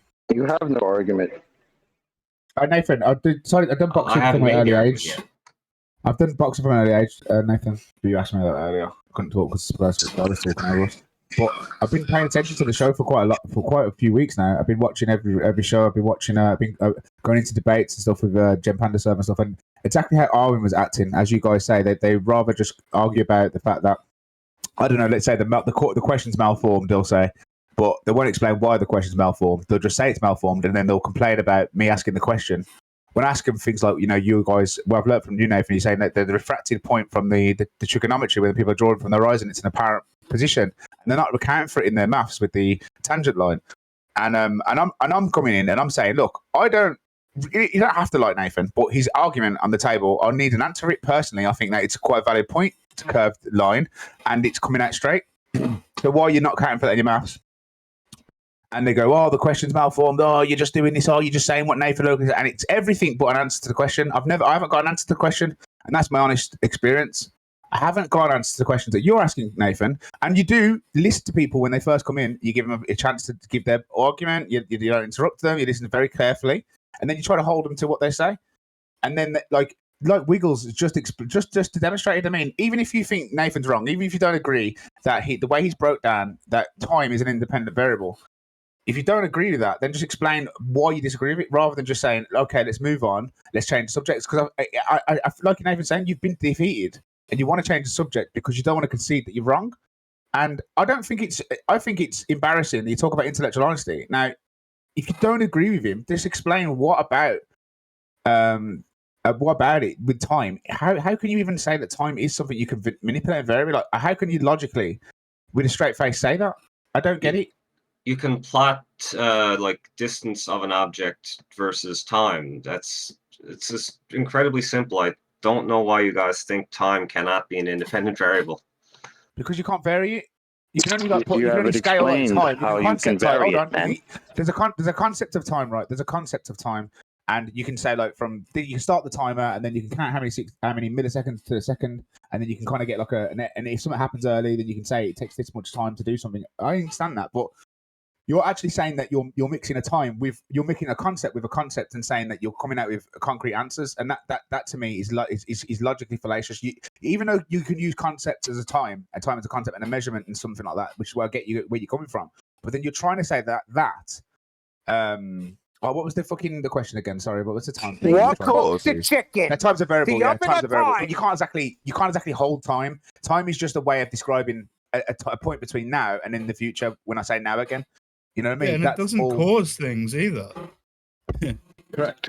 That's what Wiggles. That's why I put 10 citations at the beginning of the egg video to define the term independent variable, so that people like yourself that think that they know what the independent variable is in science actually get the definition from multiple citation. You've got to be able to manipulate it to prove that it's the cause of the effect. Otherwise, you'll think that the cockerel crowing every morning causes the sun to rise just because time makes it consistent. And he snatched his own wig off by telling us that time, which is a freaking concept, manipulates itself. The egg experiment, if you left your egg in there over time, the egg would move again, but time wouldn't be the cause. It's because the egg's rotted inside and the relative density disequilibrium's changing. Yeah, time. Yeah. Yes, time is used in experimentation, but it's not a part of the hypothesis. It's not the causing agent. It's not the causing agent of the egg rotting. The egg rotted is nothing to do with the time. I mean, obviously, it takes time for these processes to happen, but the processes that are happening isn't the cause and agent. Like you said, I think that was a great example with the egg rotting. Otherwise, you could say that time is always the cause of anything. Correct. Yes, it's the same attributing entropy as a cause. It's not, and likewise, it's proportional. So you can say entropy is proportional to time. How is that causal? Well, because the egg rotted. That's entropy, right? Yeah, but that isn't the cause of the egg rotting. It's a description of the elapsed time and what changed. That's a description only, not a cause. But I think you guys are using that as an excuse not to have to listen to my argument that the Earth is flat, or not flat. No, it's not an excuse. It's we want to move on. Hold on. I'll vouch for everybody here. They honest to God, these people here want to just get an answer or a concession. Unless you can rebut it with something that we can all agree on, which I personally can't agree with you, that time is a concept. As a neutral person, I can't agree that your rebuttal to their accusations is sufficient for you to just ignore. You have to either concede that you're wrong, or you have to give us something sufficient to explain how you can give time a concrete a concept. If you can't do that, you can't move on. We will gladly move on, but the only thing that's stopping us moving on is your intellectual dishonesty for facing the first step. We'll get past the first step. We'll get a concession out of you, whether it is a concept that you can give concreteness, or you understand how you can't verbalize it or make a coherent sentence by saying that the concept of time is actually a variable that you can manipulate. Tommy Hench, ladies and gentlemen, give him a round of applause. Yeah, on to the next topic. He just kicked facts all over you, Wiggles. Epic. So, can we just move on to my argument? Can we do that? See, yeah, I love it. This is exactly why you called yourself Wiggles, right? Just like my intention this is what you do. Here, you're a little fish wiggling out of every situation you put your damn self in. But does this not ridiculous? Does this not make you appreciate how good? Does it not make you appreciate how good Arwin's Baldwin impression actually is when you see this happen? Right? Yeah. That's why it's so annoying. I think you guys are using excuses not to have to listen to the argument. Honestly, you think we use excuses? That's a valid thing that you think. Now, regardless of what you think, if there's a question on the table that's £1 million, and we want to know what you would write down for that £1 million question, and it was, is time an actual? Can you vary manipulate time? You would put down yes for £1 million. Is that the honest truth that you would put down on that piece of paper? Because everybody here would disagree and easily put no, and it's not a difficult thing for us to admit that we would never try to verbalize something such as time as a concrete thing. We know that, like people have said to you very clearly, it is not time itself that is actually. Oh my God! You go on and go on. Because I'm just waiting for you to concede or reject or give us a good rebuttal because you want to move on and I want to move on as well. So I'm trying to help you move on. But the reason no one's going to allow you to move on his room is because you're showing you're not giving us an answer. So when other scientists, like physicists, measure, like doing kinematics, and they measure distance of something versus time, is that invalid? Is that well, to a technical degree, when you give time and you say you can manipulate and vary it, well, if they say that, which they probably won't, they probably use a time as a one of the variables, but not a variable you can manipulate and control. Do you understand? Because time. No, I asked you, is it invalid when they do that? I'm telling you that the way that they're probably wording it is correct, but the way that you interpret it is incorrect. Your interpreting it is that they're actually very manipulating time, but they're probably putting it down on the paper as such, like it's one of the parts of the experiment that they use is a time from a point from now, point later to see the changes over time, but it's not the actual causal agent. You need a wiggle. Right, this is Tommy, very, very simple to understand, right? It doesn't cause the egg to rot. We can see it rotting over time. No, can you please just give us an answer, because we can move on then. If you really truly want to move on to the flat Earth model stuff, which we all want to hear, then just show a bit of common sense and a bit of maturity, and give us an answer to the $1 million question, whether it can be it's actually the actual cause agent or not, if you agree or not. And stop being difficult. Just give me if there's a £1 million question on the table, please tell me what you would put down. Don't tell me what you think about me or what you had for breakfast this morning. Yeah, if there was a £1 million question and the question was, can time be an independent variable, I would say yes, it can be. Well, you're losing $1 million. Okay, right. You're a friggin' moron. You fell fifth grade general science. Oh my God. So I came in here with an you fail argument. fifth grade general science. Do not feign exasperation to the Lord and Savior. Yeah. You thinking time can be an independent variable? Time doesn't cause anything. You daft muppet. Yeah, I've told him that. Put a hypothesis with time in. Identify the independent dependent variable. We'll all laugh at you. There's another guy here saying Floyd says time is an independent variable and millions of experience. No one cares. Experience, millions of experience. Time is an independent variable. What does time cause? What is what? What does time cause? As time varies, other variables vary. Other variables change. So time causes other variables to change. You would fail fifth grade general science. Sorry, can I just ask him a question? Okay, Sorry, hold on, Wiggles. Keep telling myself that. Bear with me. You say time causes other variables to change? Other variables? Like, for example, if you shoot a cannon out of a cannonball out of a cannon, and you measure the height of the cannonball above the ground as time varies, and what you have really did time cause the cannonball to fire? No, the cannon shot caused the Oh, it did. So there goes your fucking cause. Is the cannon sorry, shooting Wiggles, the you're missing the point. variable? Wiggles, you're laughing. You're the dumb fuck. I'm asking you that. Yeah, Wiggles, you're laughing through the point that's being made. Oh, misconstrued. You're a retard, sir. I didn't have that misconstrued. So the reason I came here is write down a hypothesis. I don't give a shit about your reason, but I'm tired of listening to your dumb ass. Give us a hypothesis in writing right here in main chat. Identify the independent and dependent variables and use time. He's already given us one. Time causes the orbit of, what was it, Mercury? Neptune. Time causes orbits? What did you use? A stop fucking watch? Yep, he did. He said that. So the stopwatch causes orbits.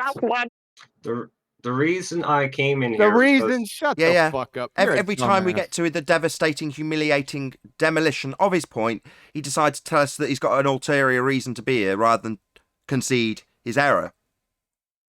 So you guys keep telling yourself that, but the reason... No, we keep taking apart your argument, and you keep telling us that you've got a different reason for being here when we pull apart your argument and point out that time's not an independent variable, therefore your claim wasn't science, you are in fact wrong. Maybe tell us that you've got a different reason for being here as a response to that, rather than acknowledging a single word that about 5 people have said to you. What if I had a different reason for... well, maybe ask me about that different reason, rather than acknowledging that you didn't have science. Time's not an independent variable. You don't know what science is. You produced a Texas sharpshooter fallacy. Didn't know when and where your claim even was originally claimed. You got everything, literally, that you said here wrong. Maybe now ask me, maybe make the 9th attempt to detail how you had an ulterior, maybe a higher motivation for being here than acknowledge your devastating ending to your argument. I think you're using that as an excuse to not. Mate, that's about the 12th time you've said that I'm using it as an excuse. What, an excuse to take your argument apart? You've used that excuse to say. Hold on. You've used that excuse earlier to say that we're using it as an excuse, but all I'm asking you is for a more definitive explanation of why you think time actually causes stuff. Because you're actually saying yourself, you think the cannon shot the cannon, which just goes to show that you're double speaking. Because the cannon isn't what caused the the time isn't what caused the cannon to shoot, and then you understand that, but then you're also saying time over time other things react, but time isn't the causal agent. Do you understand that? What we mean by causal agent, like it actually itself isn't causing nothing. It's just that I think you're time confused. is like a window. Time is the window that we look through, but the things that actually causing things, the egg actually rotting is a procedure that it's going through. There's like rot going on. That time is not causing the rot. It's the chemical makeup of the egg, something within that acts as a biological, physical thing that's causing it. But time isn't the actual causal agent. Do you not get that? I want to go back to his question because I tried to get it out before and I couldn't. Just bear with me.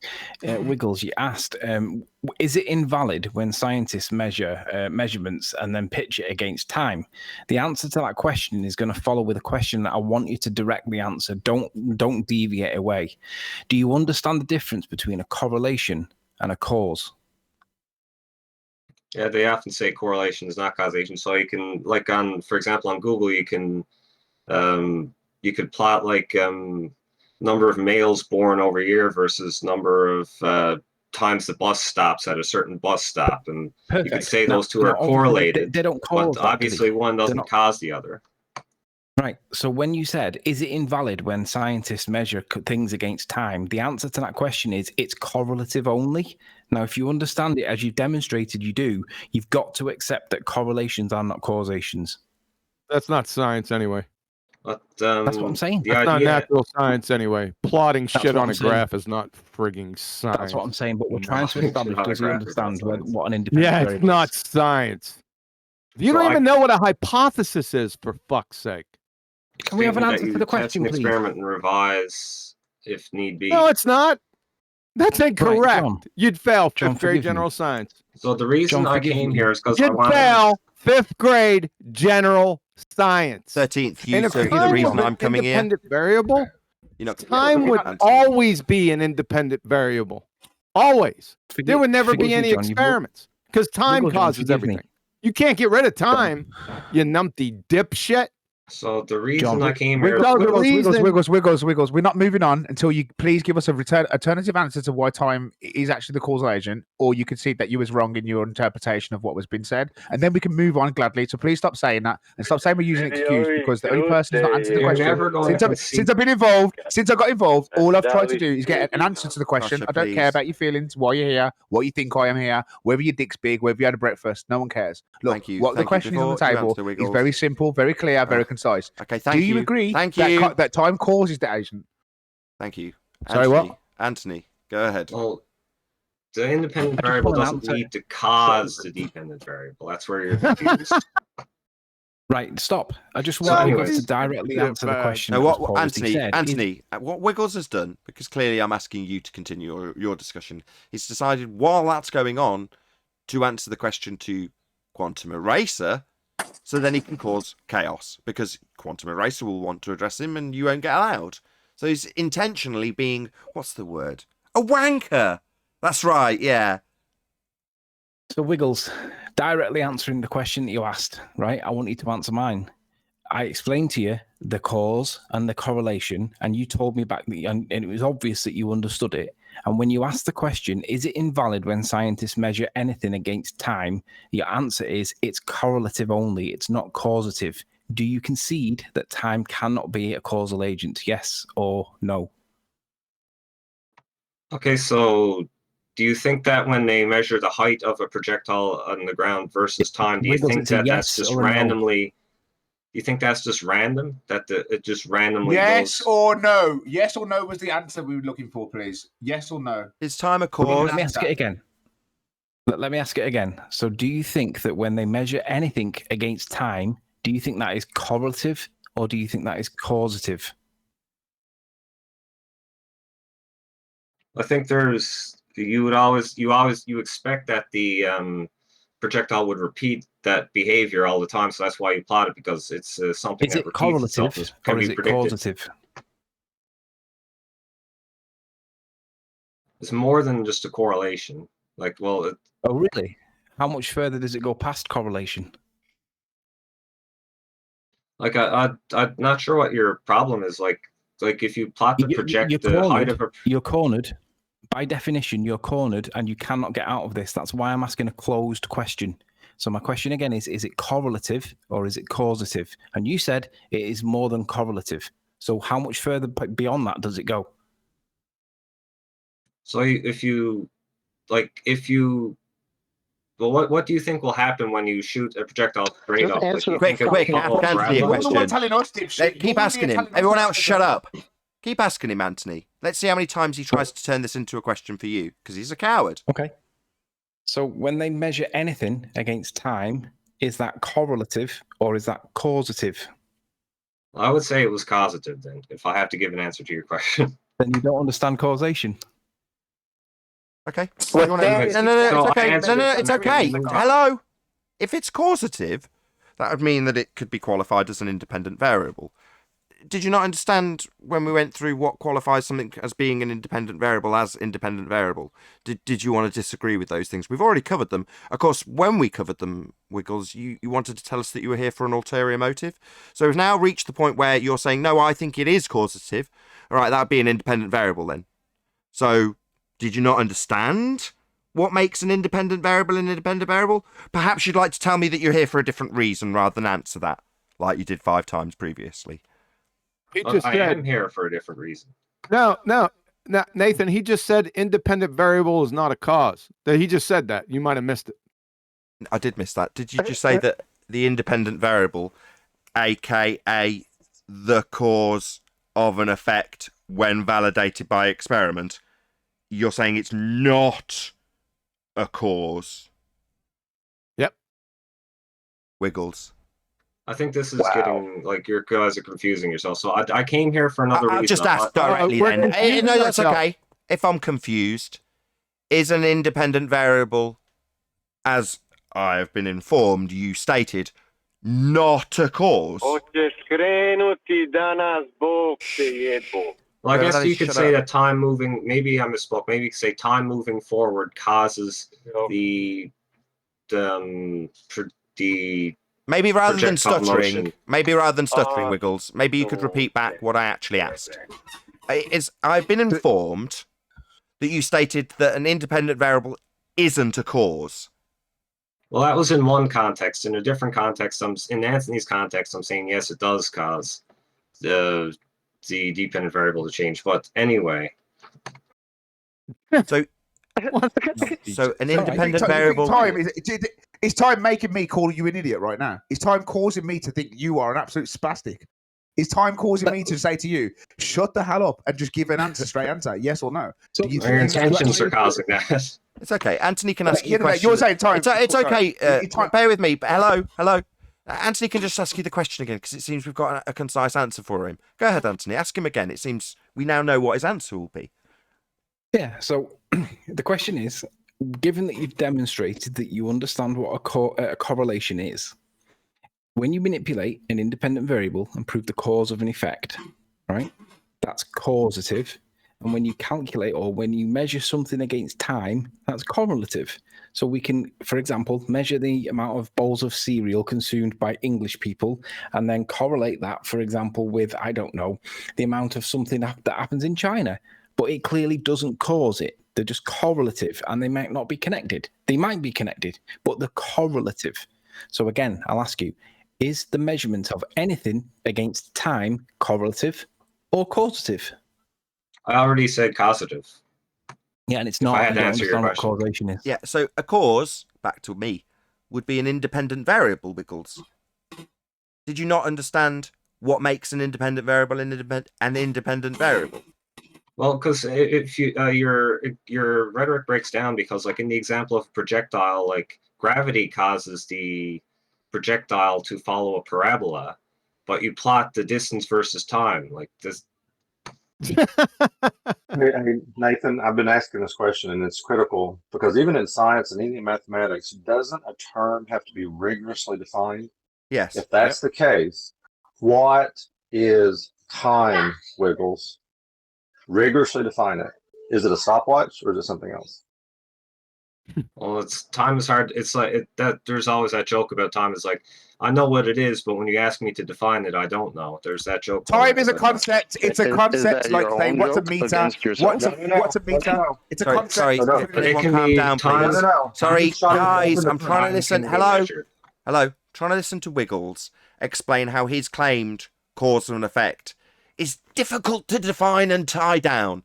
Kind of like when I went through the independent variable, that would be cause, being real. And apparently it's quite difficult to tie down this concept of time. Right, Wiggles? You can measure it, though. Like, you measure it in seconds. Oh, really? Give me a bag of time. Give me a bag of it. Well, it's not something you can put in a bag. How am I going to vary and manipulate it then, physically? No, you wait, and then you measure. You measure like the distance of an object. That's not what I asked. That's not what I asked. Sorry, did you not hear me? Are you deaf? That's not what I asked. Are you deaf? Or just scared of me? Scared of my question, Wiggles? What's your question? Or try listening next time. You said, when asked if you could provide me a bag of it, that it couldn't be physically provided. And I said, how are you going to physically vary and manipulate it then? Not everything that... Well, you don't need to vary it yourself. Sorry, you don't need to vary a variable? You don't need to vary it like, you don't need to have a knob that changes time forward and backward in order to... Oh, really? Well, then it's not a variable. If you can't vary it, Wiggles. Do you understand? Wiggles. Don't ruin my point, Anthony. I think you're just coming up with... You're just using the language to make your point. To make my point devastating, just using words and their meanings. It's called semantics. Yes, I am. Semantically and factually, I am correct when I say time is not an independent variable. Why? Well, because as you've correctly identified, Wiggles, it can't be varied. But what's that? We don't need to vary it. What don't we need to vary? We don't need to vary this variable, Wiggles. It varies itself for us. Oh, I see. You're a clown. So time varies, does it? Sorry, Wiggles. Wiggles as a follow-up question. Maybe rumpus it. So time varies? Really? So can we move on? Because sorry, did you not hear my question? Are you scared of my question? Are you scared of my question? I asked you if time varies. No. Nathan, I think you are. I think you're ignoring my question. I'll ask it 5 more times. So, Nathan, Wiggles, does time... You're going to chant through it? 6 renditions? So, does time vary, Wiggles? That seems to be what you're asserting. It varies naturally. Time varies, does it? And I think you're scared of my argument. You don't seem to be responding to my question about your claim that time varies. Are you scared of my question? Someone who's scared would say. I see, so it's going to be a question about who's scared. You are asserting that time varies itself. So definitely not being varied and manipulated by a researcher in an experiment. So definitely not an independent variable. It doesn't qualify. But I'm intrigued at your notion that time varies. Do you want to explain your claim that time varies? 7 times. I think what you just said is exactly what someone who's scared of an argument that the Earth is not flat would say. Oh, really? I'll say it an 8th time then. I'm interested in your notion, Wiggles, that time varies itself. That's an interesting notion. Could you explain it to me? I don't understand, Wiggles. Maybe it's because I'm a flat earther like you've just... It's actually because... I'm quite terrified of this, Wiggles. Please tell me how time varies. Wiggles, is it you giving me a headache or is it time causing it? Because I never had a headache, but 6 times passed and you've been talking, Wiggles. Shut up! Hello, shut up! Is the cause of Hello, Wiggles. You asserted that actually it's me scared, and I'm going to repeat my question for the 9th time. You're a moron, being annihilated here over and over again. Don't know why. Maybe you're a So masochist. I think you're scared of. I don't know. Maybe you what it should is. talk through me, smiling my way through my 9th rendition that you're going to fundy mute. That you seem to be under this misapprehension. I'll make a declarative statement that time varies itself. Whatever do you mean, Wiggles? Oh, sorry. Was that not a scared enough tone for you? I mean, well, whatever do you mean time's varying? I think what I said is quite simple to understand. Yeah, you said time varies itself. And then you measure it as it varies itself. Sorry, time varies? Whatever do you mean by that? That's the 10th time I've asked. If you have a stopwatch and you sit and wait, you look at the minute hand or the second hand on your stopwatch as it rotates around. That's called elapsed, as opposed to variations. Does the time vary on that stopwatch then? I'm very confused now. Well, sir, if you want to say it elapses, sure. No, I would want you to qualify your declarative statement that it varies itself. Sorry, I keep forgetting that this is terrifying for me. That's 11 times I've repeated the question to you, Wiggles. Yeah. What's your question? Hey, man. Hey, Wiggles. Hey, Wiggles. Maybe you'd like to tell me which day panic mode it is, rather than answering my now 12th rendition of my question of how you seem to think the time's varying. I mean, what the fuck are you on about, you crazy batshit imbecile? So, anyways, I think... Anyways, you're a fucking idiot. It got worse. It actually got Yeah, worse. Wiggles, I just want to know how this feels to be absolutely humiliated by a flat earther, just by me having to ask you 13 times what you mean by saying time varies. How does that feel, you batshit insane globe-believing moron? I do not feel humiliated. You should, you masochistic clown.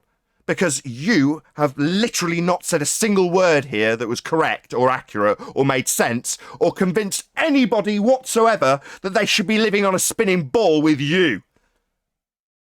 What he thinks he has.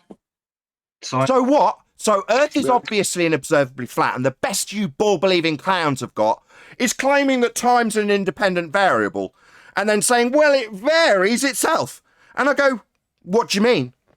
And then after 13 times of me saying that, all you've got to ask me is whether or not we can move on and declare that you don't find this humiliating. Or maybe declare that I'm the one that's scared while you can't answer a question you've had 13 times about how in the hell does time vary, Wiggles? What the hell do you mean by that nonsense? I do not feel humiliated in the slightest. Well, you should, because you're a stupid idiot.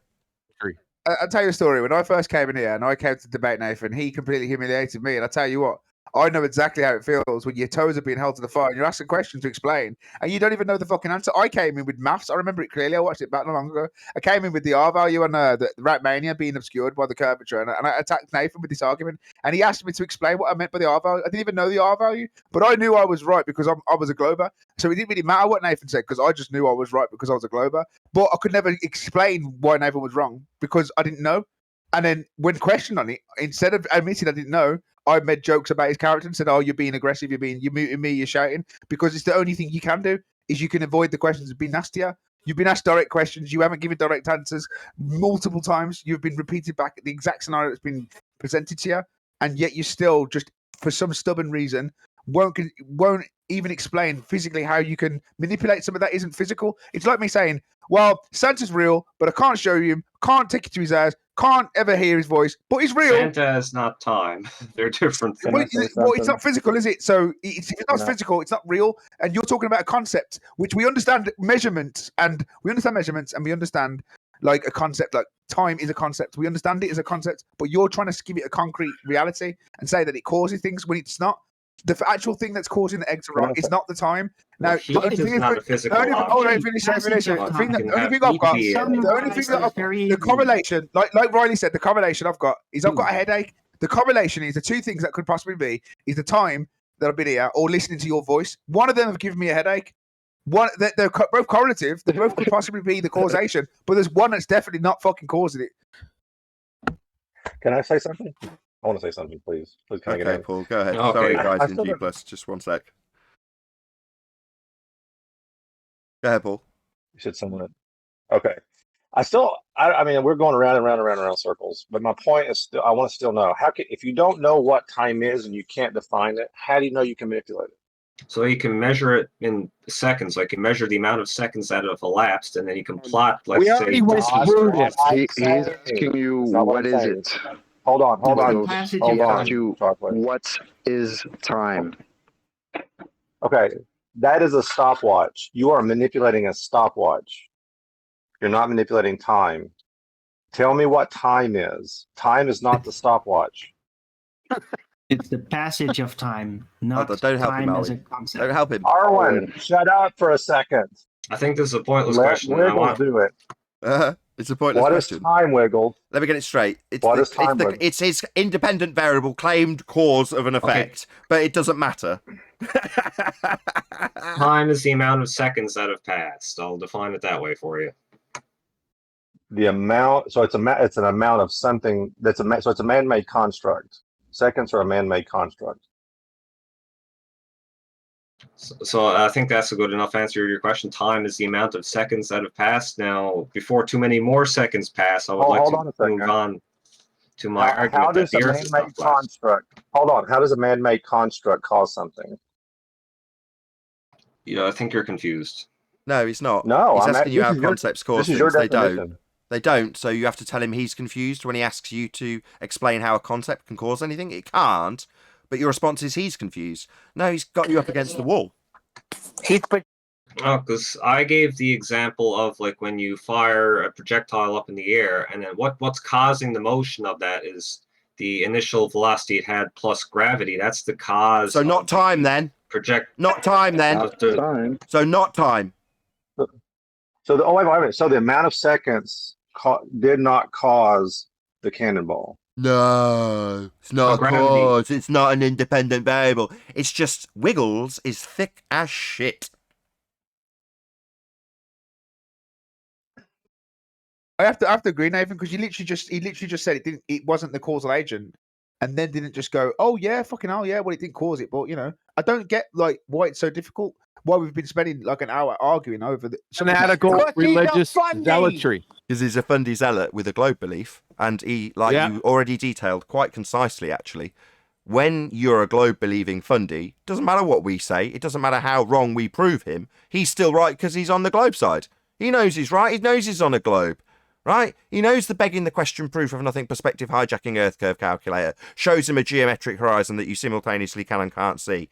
He knows that feet and inches is perfectly applicable for things that reduce an angular size into the distance. He knows all of the arguments and has somehow justified them in his own mind, but because consensus agrees with him, he thinks it's perfectly acceptable to hand wave everything we say, and when anything awkward comes on, it's moving on.